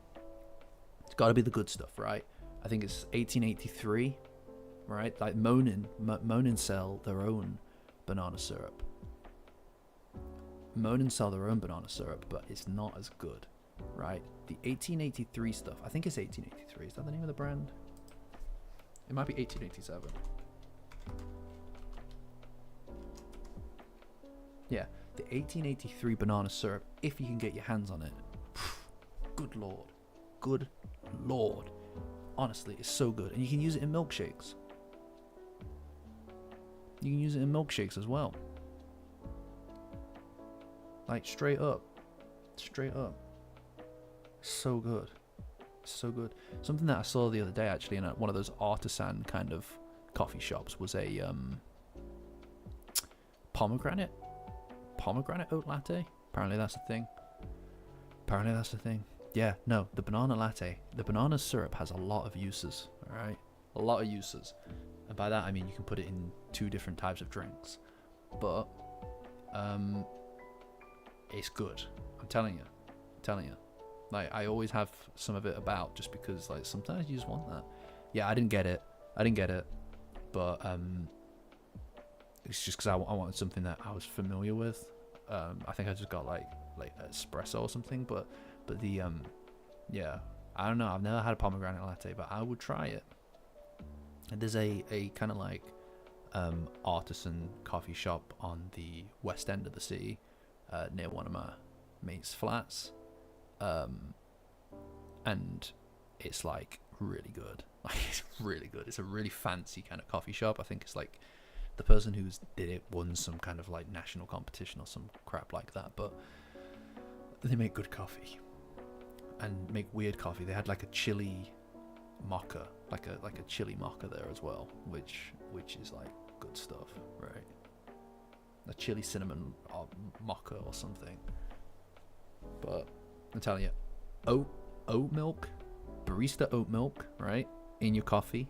1, 2, banana syrup. Not too much of it, or it will, you know what I mean? It's too much. It's overpowering. Banana syrup is very overpowering. But oat milk and banana syrup.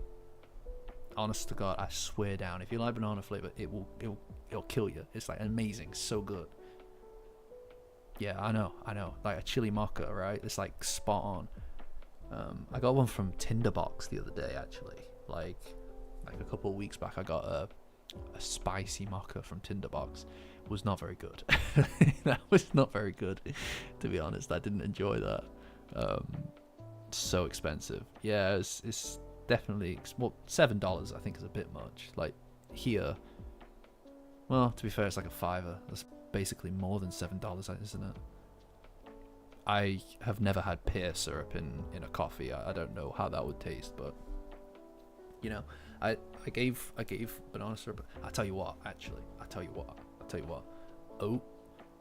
banana oat lattes are even better when they're iced. Swear to God, it's so good. Oh my lord,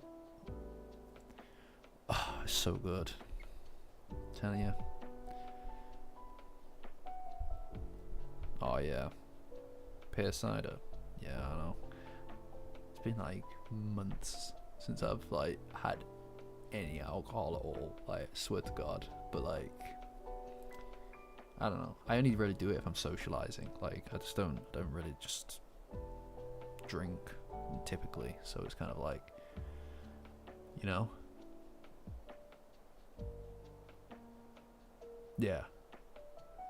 Yeah, iced banana oat latte is crazy. It goes crazy good in the summer. Oh my god. Like, I just like pop it in a travel mug and then just go. It's not drinking alone if your cat is at home. Fair. Can't argue with that. You know. No, I mean, I don't think that anybody should feel like, don't worry, support, drink if you want to drink, like, as long as it's not crazy, like every other day kind of thing, or every day. I don't care. Do your thing, man. You know, as long as you're not overdoing it, who cares? It's good. It's good to let loose occasionally, isn't it? But I don't know. A lot of my friends are Zoomers as well. A lot of my friends are Zoomers, and I feel like Zoomers don't drink at all. Like, or not typically. They prefer to be sober to have fun now. I don't know what the hell. I don't know what the hell that's all about, but in fact, no, they don't say that, do they? They don't say that I don't drink. That's not what they say. They say that they're sober curious. It's so ridiculous. You know, like, it's just it's like an old concept. You know, it's an old concept, and it's just like they give it a fancy name. Yeah, I'm telling you, I've written an article about it, man. Like, I wrote an article about it at work, not because I wanted to, because I needed to, right? I'm telling you, I'm not joking. I'm being dead ass, right? I'm being straight up real. You know, I know, not even in beer garden weather. There's nothing better. You know, when it's like getting to around like 6 or 7, and it's really hot, and you're out like in a beer garden. It's like, man, it's so good.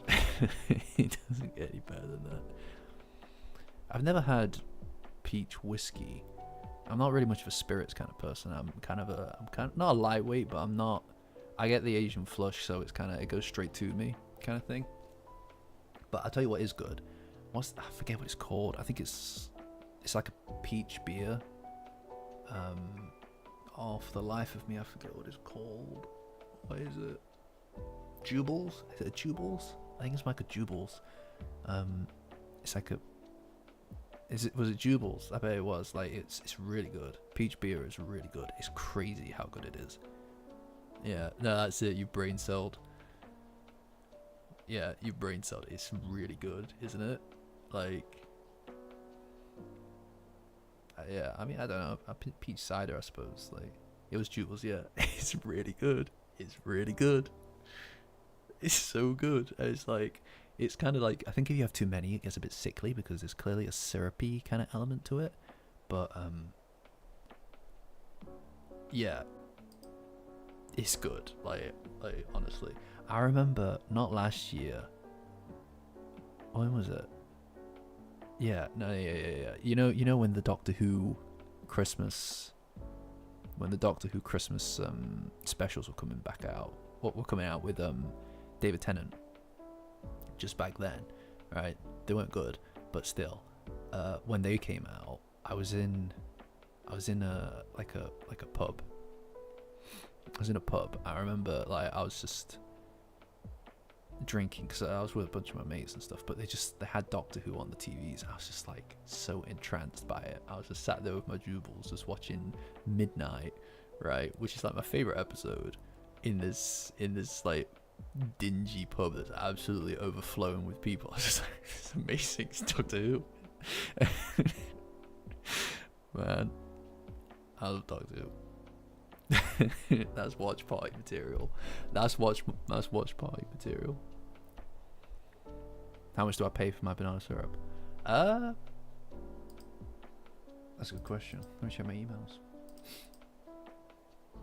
I think I pay like a tenner, like for like a liter.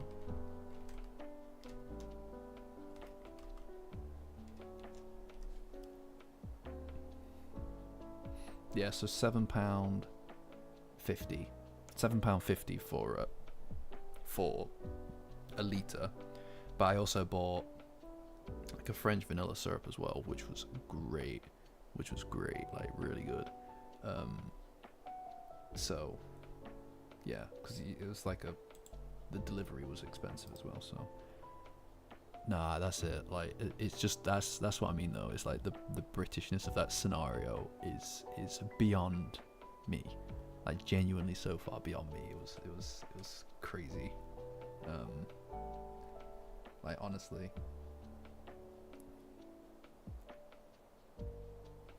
just something about it. Come on, you gotta try it. Everybody's doing it. All the cool guys are doing it. Everybody else is doing it. Come on. I told these guys that you were cool. And you're not doing it. Like, no, it's fine. You don't have to. Everybody else is doing it though, so it's kind of like everybody else is doing it though, so it's like you kind of be the odd one out. But like, I can go back in there. I just have to let them know that you're not doing it though, because like they kind of think everybody is. So I don't want them to pass it to you and you feel like pressured to have a drink. No, it's fine. You can go home if you want. That's fine as well.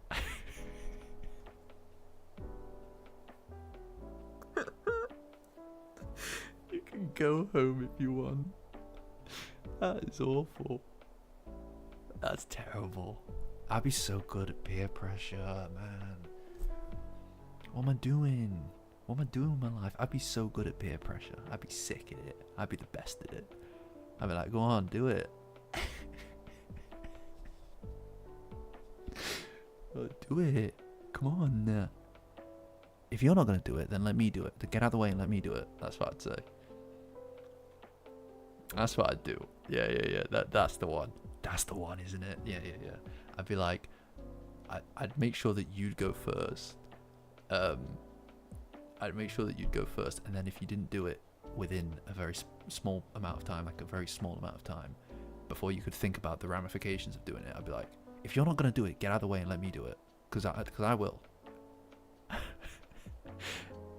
Oh, I feel like something just absolutely wrong about calling myself an influencer. I don't feel like I'm an influencer. Influence like 5 people. It's 12 people. No, don't look, the donut burger thing. Right? Okay. I had to. Alright. I had to. And I won't be judged for that. Although you have every right to judge me for that. But you would have done it too. I'm telling you, banana syrup is not even like the donut burger thing, right? I admit that. That's a failed venture. You win some, you lose some. And I'm willing to take the L on that one. But the banana oat latte is a tried and true drink that I've been drinking for years now, right? For years, and I can't. It's good. It's like I wish I could transfer the knowledge I have onto you, okay, and you could experience it firsthand. God, it's so good. It's so good. Yeah, no, it's for real though. For real, it's amazing. For real. God, Hey, you can shoot yourself in the foot with this if you want. You know, I'm not gonna lose sleep.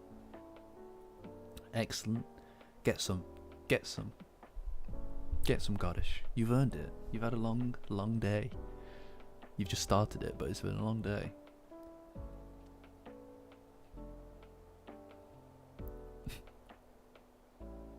That's okay, Koga. Don't worry. I'm not gonna be here for much longer. I think I'm gonna go to bed soon. But goddamn, you know, like I said, I'm not working tomorrow, so I can do what I like. So sucks to suck, idiot. For real. Yeah. So who is, you know, one last poll.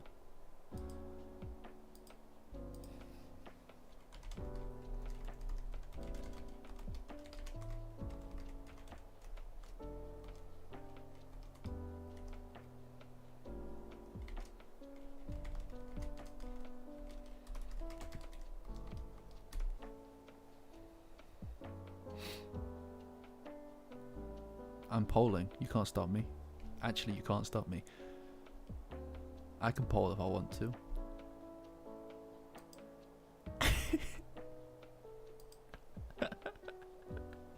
Excellent, excellent. I'm glad to hear that you're struggling with it because it is good. And you know what else as well? You can just, like the barista oat milk, right? If you don't have the facilities to froth your own milk, right? The barista oat milk, you can just shake it up in the bottle, right? In like the carton. You just shake it up like easy peasy and it comes out basically pre-frothed. So it's kind of super a good idea if you think about it.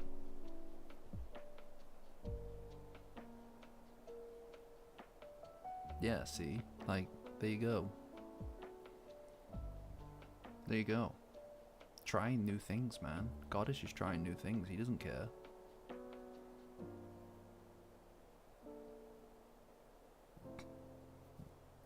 I should go to bed. I should go to bed, to be fair. Oh, there you go. See, crack it out for that. Crack it out for a special occasion. You can film the whole ordeal. It'll be great. Be great. I'd watch that. I'd watch that easy peasy. No question. Telling you. Do it. Do it. Do it. Do it. Do it. Do it. Do it. Well, anyway, yeah, this has been strange, but, you know, good fun, guys. Good fun. Yes, I think I'll stop now. If you can try and write an essay to get Baker into A tier, for sure. Go for it. Okay. Alright, guys. It's been fun. I'll catch you whenever I catch you, which I presume will be at some point this week. Probably the weekend. So think about that. I might play... I don't know what game to play. I'll think about it. Alright, catch you guys. Good fun. Get your banana syrup in.